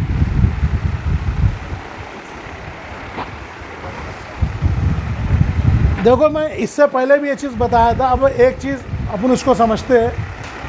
आप कोई भी एक क्लास लो, कोई भी एक क्लास, समझ रहे भाई, इधर ध्यान दीजिए, बहुत अहम थीम दे रहा हूँ। कोई भी एक क्लास लो आप, ठीक है, कितने बच्चे उस क्लास में, क्या नॉर्मली 82 बच्चे, राउंड फिगर में लेते हैं अपन। कोई क्लास में 80, कोई 82, और कम से कम दो यार, मैं तो बोल रहा हूँ। हाँ ठीक है, देखो 60 पकड़ते हैं, लीगली 60 पकड़ते हैं। एक क्लास है जिसमें अपन 60 बच्चे पकड़ते हैं, ठीक है, 60 स्टूडेंट।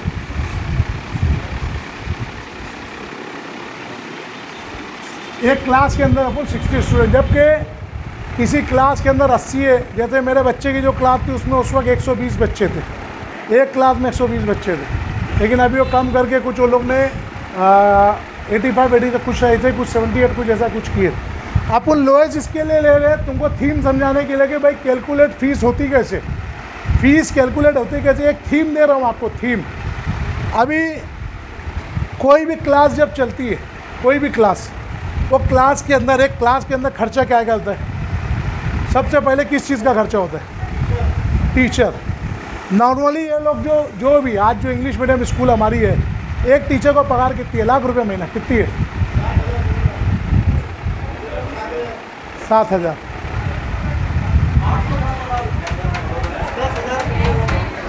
10 पकड़ दो, 10 पकड़ दो। ठीक,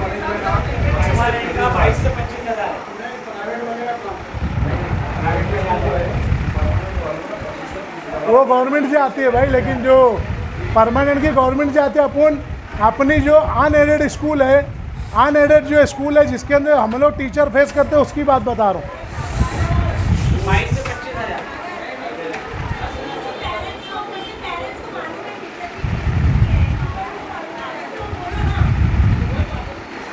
सर मुझको पता चला 35,000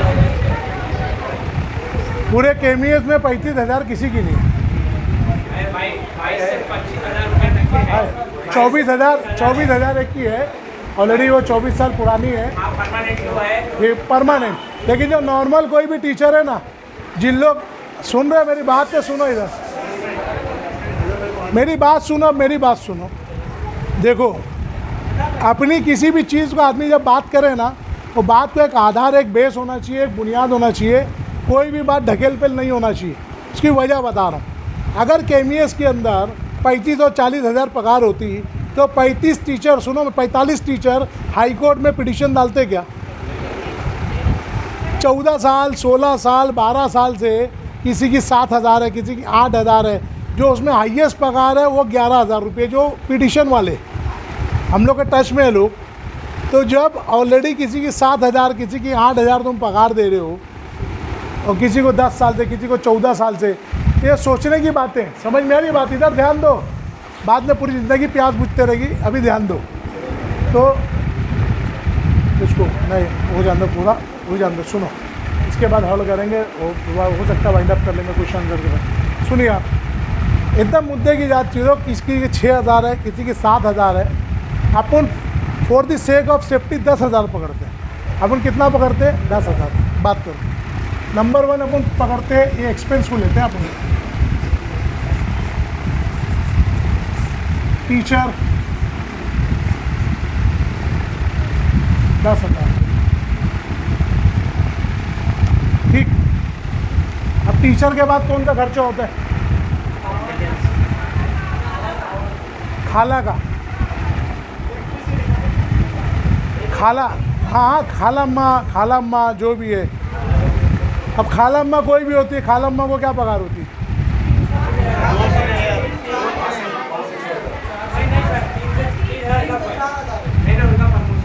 सुनो, 3,000 ना।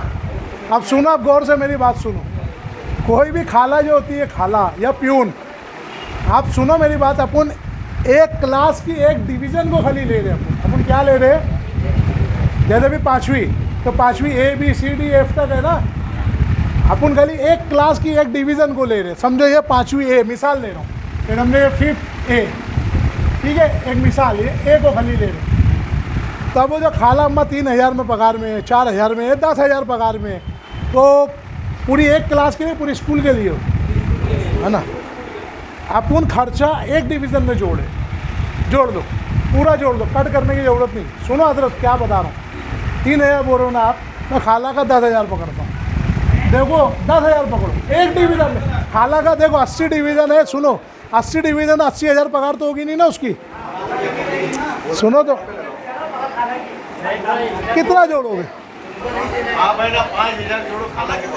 चलो, खाला की 5,000 पूरी स्कूल का, लेकिन एक डिवीज़न में 5,000 जोड़ते हैं। देखो ये खाला का, ठीक है।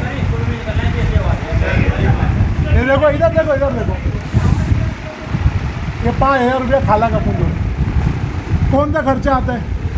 अच्छा, ये 5,000 में पूरी स्कूल है भाई, लेकिन अपन एक डिवीज़न में जोड़े, समझ रहे हो? अगर इसको 80 से डिवाइड करेंगे तो 5,000 कितने टुकड़े हो जाएगा, लेकिन अपन अखंड जोड़ दे रहे, अपन अखंड जोड़ दे रहे।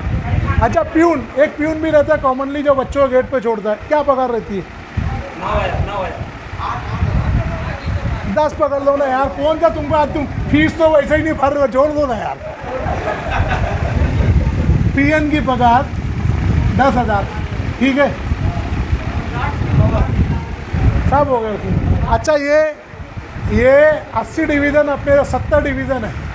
70 डिवीज़न खाली बड़ी है, पहली से लेकर 10वीं तक 70 डिवीज़न है। तो अभी अपन उसकी 10,000 जोड़े, तो 70 डिवीज़न की उसको 7 लाख रुपया पगार नहीं है, फिर भी अपन जोड़ ले उसको। गौर करो, बोलो। और इसके बाद क्या खर्चा होता है? इलेक्ट्रिसिटी, ठीक है।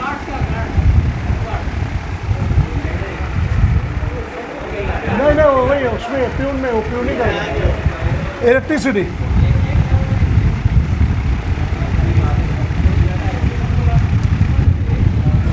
एक क्लास में क्या बिल आता है एक अंदाज महीने का? 1000 रुपया। चलो 2000 पकड़ो।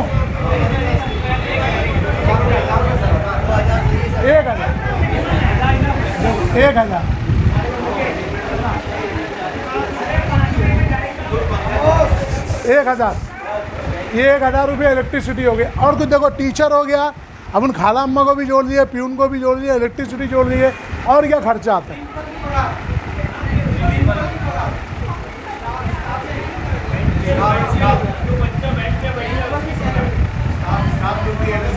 और पहले बच्चे को जो फ़ौरन लगने वाली चीज़ें वो जोड़ो ना। मिसलेनियस है ना, चौक है, डस्टर है, वो पानी पीता है, उसका भी कुछ तो खर्चा आता होगा ना। अरे कुछ तो आएगा मिसलेनियस, वो भी कर दो। अच्छा महीने का ये तब चौक डस्टर ये तब का कितना खर्चा आता होगा? एक क्लास में चौक डस्टर 1000 खर्चा होता है। अच्छा देखो, बच्चे कंप्यूटर भी इस्तेमाल करते हैं तो उसकी इलेक्ट्रिसिटी इसमें आ गई, ठीक है।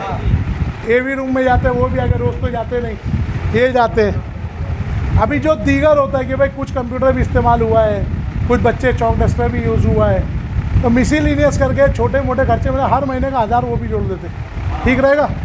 मिसलेनियस, ठीक है। दीगर जो होते हैं ना, ये 1000 ये भी जोड़ दिए। कोई और? वॉचमैन हो गया, वॉचमैन हो गया। जब हाउस है ही नहीं तो टैक्स का आएगा। जब घर ही नहीं है, घर नंबर, जब घर नंबर ही नहीं तो टैक्स का आएगा। भले बच्चे पे जोड़ो, बच्चे पे जोड़ो।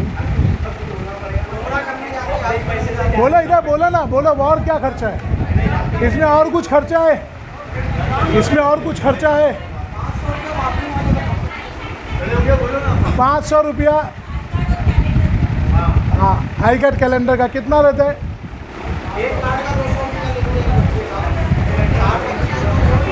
देखो देखो, वो सब तो वो आपा वो फीस का पार्ट है, वो पार्ट ऑफ फीस है। कैलेंडर का खर्चा, आई कार्ड का पार्ट ऑफ फीस है। उसको जो लगता है पहले उसकी बात करो, उसकी कॉपी किताब, उसकी फ़ीस, वो नहीं। जो स्कूल की तरफ से जो चीज़ जा रही है, टीचर स्कूल की तरफ से, प्यून खाला अम्मा स्कूल की तरफ से, इलेक्ट्रिसिटी स्कूल भर रही है, बात समझ में आ रही है। और कोई भी छोटा मोटा अपन सब खर्चा, चौक डस्टर ये सब मिला लिया, पानी वगैरह जो भी है, बोले सफाई वाला आता है, बात समझ में। अब सफाई वाले का 500 रुपया जोड़ है, तो भाई 70 डिवीज़न है, 7 बजे 35, क्या वो मतलब 35,000 रुपया लेता होगा क्या पूरे स्कूल का सफाई का हर महीने का? ये इसके अंदर आ गया, वो मिसलेनियस में सब आ गया, सब आ गया। कोई और चीज़, घरपट्टी है ही नहीं, ना नलपट्टी है ना घरपट्टी है, कुछ भी नहीं है। लेकिन जोड़ दो, अगर हाउस टैक्स वगैरह जोड़ना है तो जोड़ दो। अच्छा, घरपट्टी या नलपट्टी पूरी स्कूल की आएगी, पूरी स्कूल की आएगी, एक एक रूम की नहीं आएगी। पहली चीज़ तो है ही नहीं कि एमईएस का घर नंबर नहीं है और कोई नलपट्टी नहीं है, तो वैसे और भी कोई स्कूल का नॉर्मली नहीं होता है। बोलो और। अच्छा, खाना पीने का डालने का है, रुक जाओ पहले, ये बच्चे को जो लग रहा है वो देखो ना, वो बताओ। वो हमको मतलब नहीं हो क्या कर रहे। अडन देखो, पूरा स्टाफ जो होता है, हम आ जाओ प्रिंसिपल पे और स्टाफ पे आ जाओ, ठीक है। पूरा स्टाफ की पगार, प्रिंसिपल की पगार, वो पूरे स्कूल के लिए प्रिंसिपल और स्टाफ जैसे प्यून और ये होता है। लेकिन अपन जोड़ते हैं उसको भी आपके हिसाब से। ये बच्चों के ऊपर स्टाफ का कितनी सैलरी बैठती होगी, क्लर्क सब मिला के, मतलब इनके हिस्से में भी तो कुछ आएगा ना। 70 में एक क्लास ये भी है, 5वीं है समझो, तो ये कितना जोड़ने का? चलो स्टाफ की सैलरी, प्रिंसिपल की सैलरी मिला कितना जोड़ने का बोलो? चलो चलो 2000 नहीं, ठीक है ना? तो 70 डिवीज़न कितना हुआ? 1,40,000 रुपये हो गया भाई, अगर ये स्टाफ मिसलिनियस, ठीक है, सैलरी।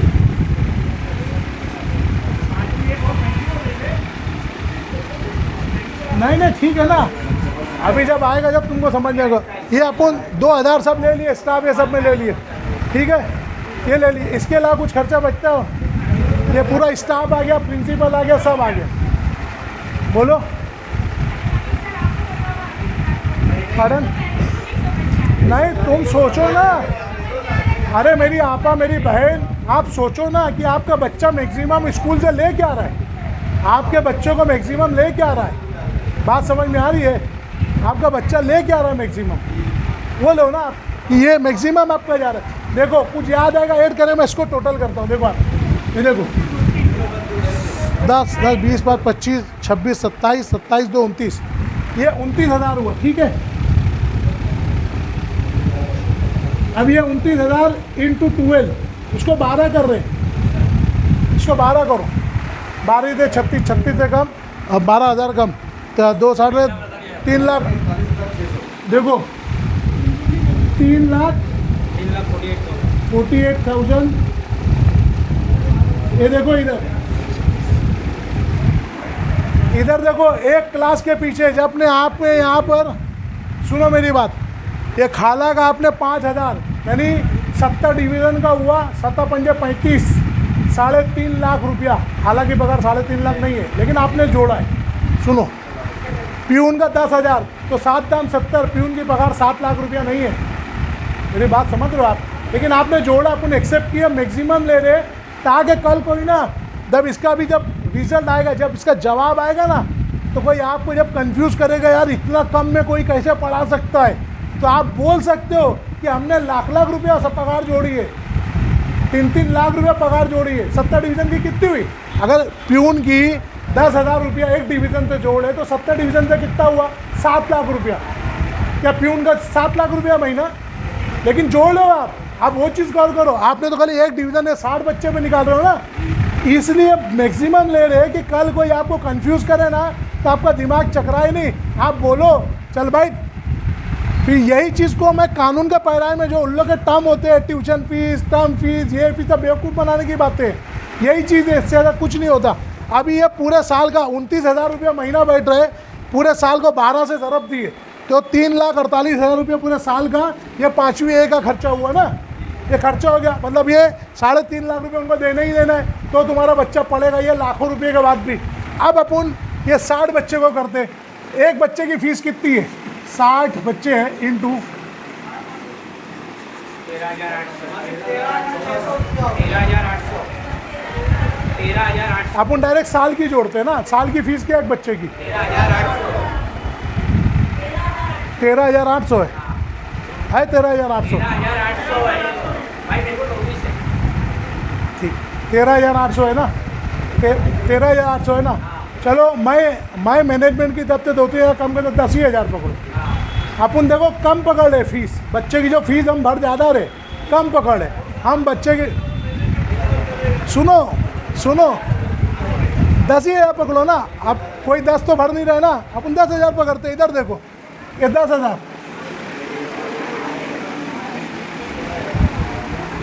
करो इंटू करो,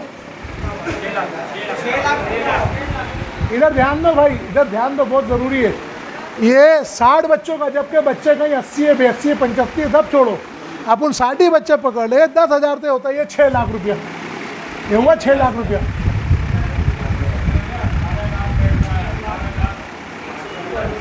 इधर देखो, वो जान दो भाई, वो 18 लाख 35 लाख जान दो। अपन कैसा रहेगा भाई, फीस कितनी पकड़े तुम, तो फीस अपन गिरा के पकड़े, उनको खर्चा ज़्यादा कर रहे, ज़्यादा पकड़े अपन। अब ये 6 लाख रुपया हुआ, देखो एकदम सिंपल समझो आप। अब ये 6 लाख रुपए में से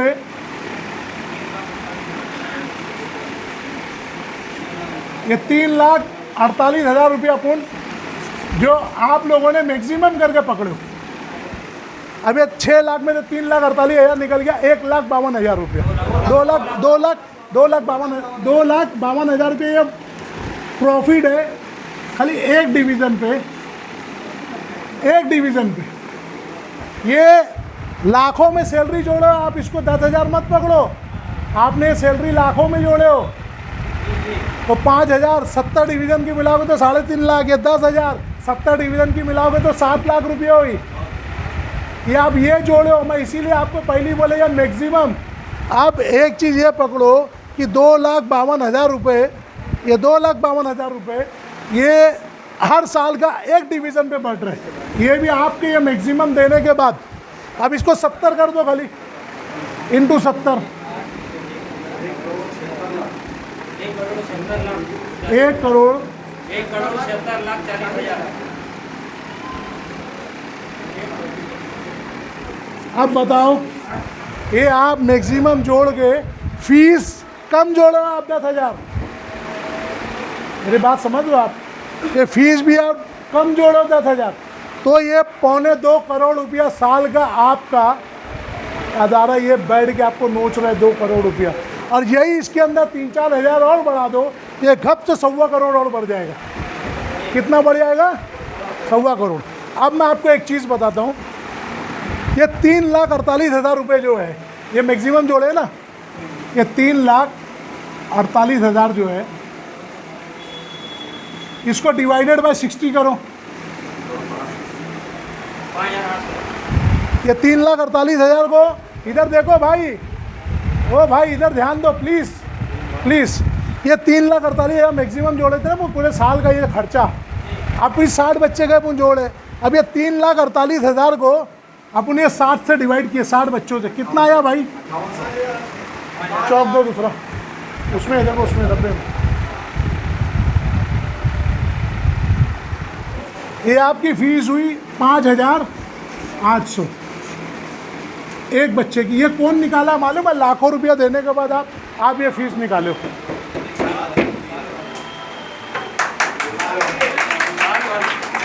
ये आप लोग निकालो 5,800, यही काम एग्जीक्यूटिव कमेटी का है। बस इतना है कि जो आप ये अल्फाज जोड़ हो ना, यही अल्फाज को उनके अल्फाज में जोड़ना है आपको। ये अच्छा, ये तो अभी एक ताली बजा दी है। अब हम लोग का दावा क्या है? ये 5,800 रुपया नहीं है अपना दावा, ये तो आपको मैं मैक्सिमम करके वो कितना सर फोड़ेंगे, तो ये इतना आएगा ना, कितना लाखों रुपया सैलरी देंगे क्या? वो खाला वालों को लाखों रुपये सैलरी देंगे क्या? तो अपन ये 5,800 आया ना आपका लाखों रुपये के बाद। हमारा दावा है कि साल की 1,000 से ऊपर फीस नहीं ले सकते हो, 1,000 के ऊपर फीस नहीं ले सकते। अब बताओ, अब इसको यही फीस पे समझो वो आगे अटक गए। अब ये फीस पे वो आगे, सुनो इधर भाई प्लीज़, ये फीस पे वो आगे, जिसको नहीं दिख रहा बोलो भाई, खड़े हो जाओ, लगे तो साइड में अपनी जगह पे। अगर ये फीस पे वो आगे अटक गए कि भाई हमारे खर्चा तो है ही 5,800 रुपया तो है ही साल, मतलब एक बच्चे पे तो है ही। अच्छा, ये जो 5,800 बैठ रहा है, ये लाखों तो आप जोड़े ही, इसके अंदर स्कूल का कोई एहसान नहीं है, तुमने हर एक का पैसा दिया है, टीचर का, इसका, उसका, स्टाफ का, प्यून का, सब तुमने भरा है, तो 5,800 भी लाखों के हिसाब से। अब अगर वो इस पर अटक गए, वो बोलेंगे तुम 1,000 बोलते हो, हालांकि हमारे पेरेंट तो जैसे ये बोलेंगे ना फटाफट लाइन लगा के भर देंगे। हमारे पेरेंट तो इतने बौरा गए, सब बैठेंगे, बोले 15,000 से सीधा 5,000। लेकिन 1,000 रुपये जब आप उनको चैलेंज करोगे, बोलेगा स्कूल चलती है क्या? वो क्या बोलेंगे? स्कूल चलती है क्या? देखो, उनके टोटल नंबर ऑफ स्टूडेंट जब आप जोड़ोगे ना, टोटल 70 डिवीज़न के बच्चे, उनकी टोटल की जब आप फीस जोड़ोगे ना, फीस साल का गिरे से गिरी हालत के अंदर 7 से 8 करोड़ रुपया अदारा अपने से मुनाफा कमा रहे हैं। देखो, मैं छोटी चीज़ बताया। अब वो लोग बोलेंगे भाई 5,800, तो तुम ये बताए अब 1,000 रुपया कैसे हो रही है, तो क्या जवाब देंगे पहले बताओ? वेरी गुड, परफेक्ट, ज़बरदस्त। पढ़ने का ये होता है। बजाओ मैडम के लिए ताली। भाई तुमने यहाँ पे 10,000 रुपया जोड़ा है ना, 10,000 रुपया जोड़ा है ना। जब वो अमाउंट कम होएगा, अब एक मिसाल, एक कैलकुलेटर निकालो, 10,000 को 70 से डिवाइड करो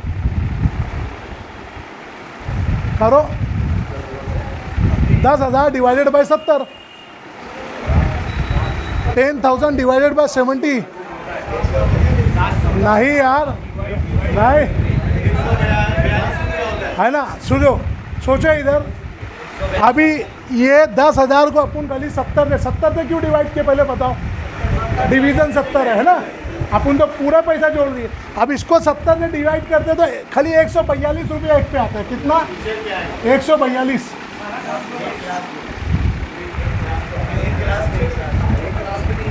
डिवीज़न, एक डिवीज़न पे। मेरी बात समझ में, मैं क्या बोल रहा हूँ। 142 रुपये की जगह तुमने कितना जोड़ा है? अभी यही के अंदर ये 5,800 में 5,800 में से 9,000 निकाल दो।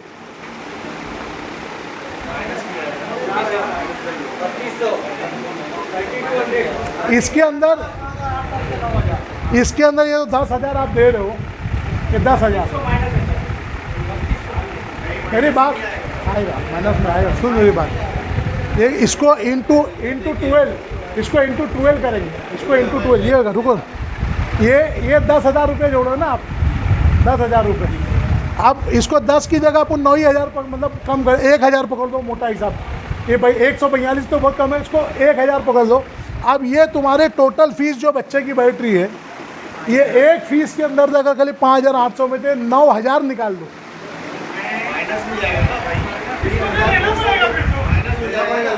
क्यों माइनस होगा? क्यों माइनस होगा? क्यों माइनस होगा? पहले ही अपन ज़्यादा था। ये फीस तुम एक बच्चे की पकड़ रहे हो तो माइनस उसको भी 60 करो ना, 9,000 को।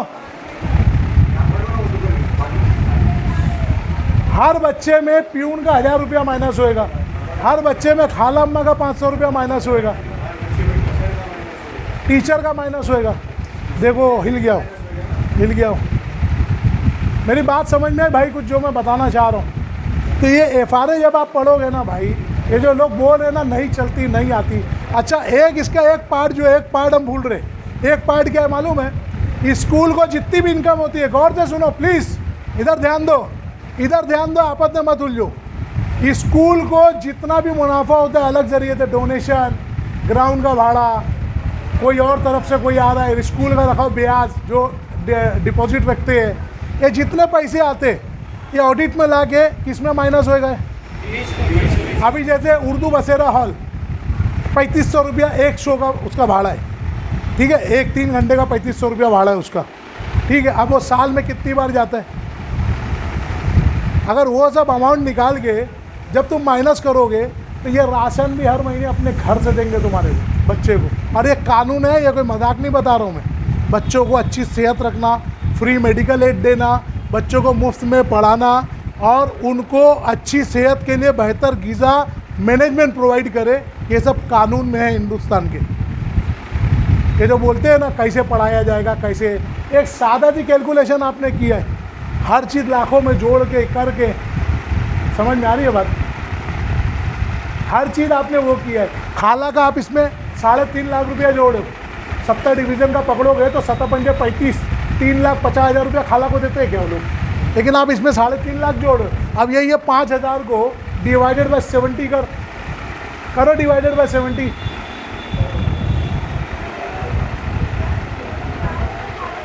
हाँ,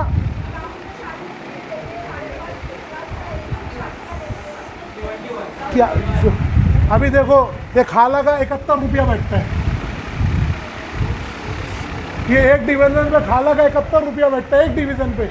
अपन यहाँ 5,000 जोड़े, ये 5,000 में माइनस नहीं होएगा बच्चे के उसमें, ये 10,000 जोड़े माइनस नहीं होएगा। अच्छा वो कितना बढ़ाएंगे, क्या का बढ़ाएंगे? हेलीकॉप्टर आ रही है रोज वहाँ, ठीक है, और ऊपर तुम्हारे बच्चे को गुलाब का फूल बरसा रहे, क्या कर रहे हैं? बच्चा चमेली पे चल रहा है तुम्हारा, क्या है मतलब काहे का पैसा जोड़ेंगे वो? तो ये चीज़ पेरेंट को समझना है, एग्जीक्यूटिव कमेटी को समझना है। वो एक जुमला बताते हैं कौम का अदारा बंद हो जाएगा, कौम का अदारा बंद हो जाएगा। अरे तुम करोड़ों रुपया मुनाफा ले रहे हो, मुनाफे का अलाउड ही नहीं है लेने का यार, ये चीज़ कर रहे। तो हमको यही हमारा मिशन यही है, बदउनवानी से पाक, हर गरीब का बच्चा ना छाती ठोक के देखो। एक ये सबसे भी हट के ये कायदा कानून हटाओ, मुद्दे की बात एक समझो आप लोग, एकदम अहम बात। ये लोग आज तक जब भी आप जाते थे, सुनो बहुत गौर से, बहुत बातें, बैठ जाओ बिलाल, जहाँ जगह मिले बैठ जाओ, इधर बैठ जाओ बिलाल, यहाँ बैठ जाओ, ये चीज़ जाओ बैठ जाओ, सब बैठ जाओ नीचे हो गए। देख हिला तो नहीं, फुरकान चेक कर फुरकान। देखो एक एकदम अहम चीज़ दूँ, मैंने आपको एक चीज़ बताया ना कि कोई भी स्कूल अगर ओपन करना है, कोई भी, चाहे वो धीरू भाई अंबानी को करना हो, तुम्हारे हमारे जैसे आम लोगों को करना हो, कोई बड़े सेठ को या गरीब को, तो स्कूल खोलने की शराइत होती है, हर एक की शराइत होती है ना स्कूल खोलने की। अब उस शराइत के अंदर उनको ये भी होता है कि उनको एफिडेविट देना होता है।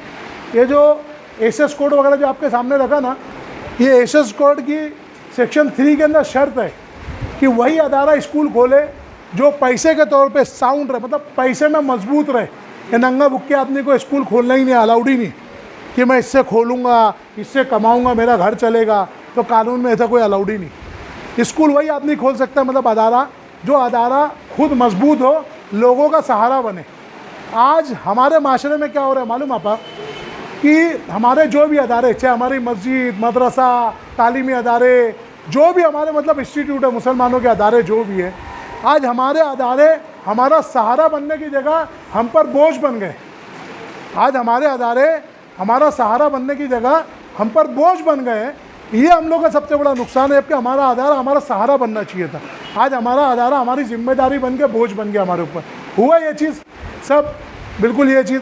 अब इस मुद्दे के ऊपर आप आओ, जो बताने का मकसद, इतना प्रिपेयर करने का मकसद है, हम लोग जो चीज़ चला रहे हैं, लोग को क्या चला रहे हैं मालूम है? हर कोई बंद करो यार, ये सब बंद करो। हर कोई ज़हनी गुलामी से आज़ाद हो, हर कोई ज़हनी गुलामी से आज़ाद हो। ये ज़हनी गुलामी क्या है? कहीं कि हम अदारे से डरते हैं, कहीं हम हमारे इलाके, बोले ना प्रिंसिपल को भी यहाँ ना, खाला भी खड़ी है तो मुझसे ऐसे खड़े हैं, खाला बोलो ना, करो ना। ये क्या है मालूम है? ज़हनी गुलामी है। जब तुमको ये समझ आ जाएगी ना कि ये जो पूरा अदारा चल रहा है, ये जो प्रिंसिपल बैठा है, ये मेरी पगार पे बैठ रहा है, अगर तुम उसको पगार नहीं भी दे रहे हो, गवर्नमेंट एडेड है, तो भी तुम्हारा रुआब उतना ही है। क्यों है मालूम है? वो अदारा उसको चलाने इसीलिए दिए कि तुमको वहाँ ज़रूरत थी। अगर तुम वहाँ पढ़ने नहीं भेजते तो स्कूल को कभी परमिशन ही नहीं मिलता। समझ नहीं बात? स्कूल को कभी परमिशन ही है, तो उनको कानून में सब कि वही लोग चला, नंगे भूखे लोग नहीं चलावे, जो उस पर अपना घर चलाना है, वही लोग अदारा चलावे जिनको समाज को वो करना है। तो अब मुद्दे की बात है, हम लोग को जब ज़हनी गुलामी से आज़ाद करें और ख़ुद मुख्तार बना रहे, आत्मनिर्भर, कि हर कोई अपने हुकूक के लिए लड़ सके, अपने हुकूक के लिए बातें कर सके। समझ नहीं बात? तो ये करने से क्या होगा? आज से पहले आप लोगों की स्कूल में ज़िंदगी क्या थी, पूरी ईमानदारी से बोलना। कोई क्लर्क, कोई टीचर, कोई प्रिंसिपल आपको कैसे हकारत भरी निगाह से देखता था, कैसे जलील करके बातें करते थे, कैसे वेटिंग में बैठाते थे। क्या आज वो माहौल है क्या? अल्लाह को गवाह जान के बोलना, आज वो माहौल है क्या? आज वो माहौल है?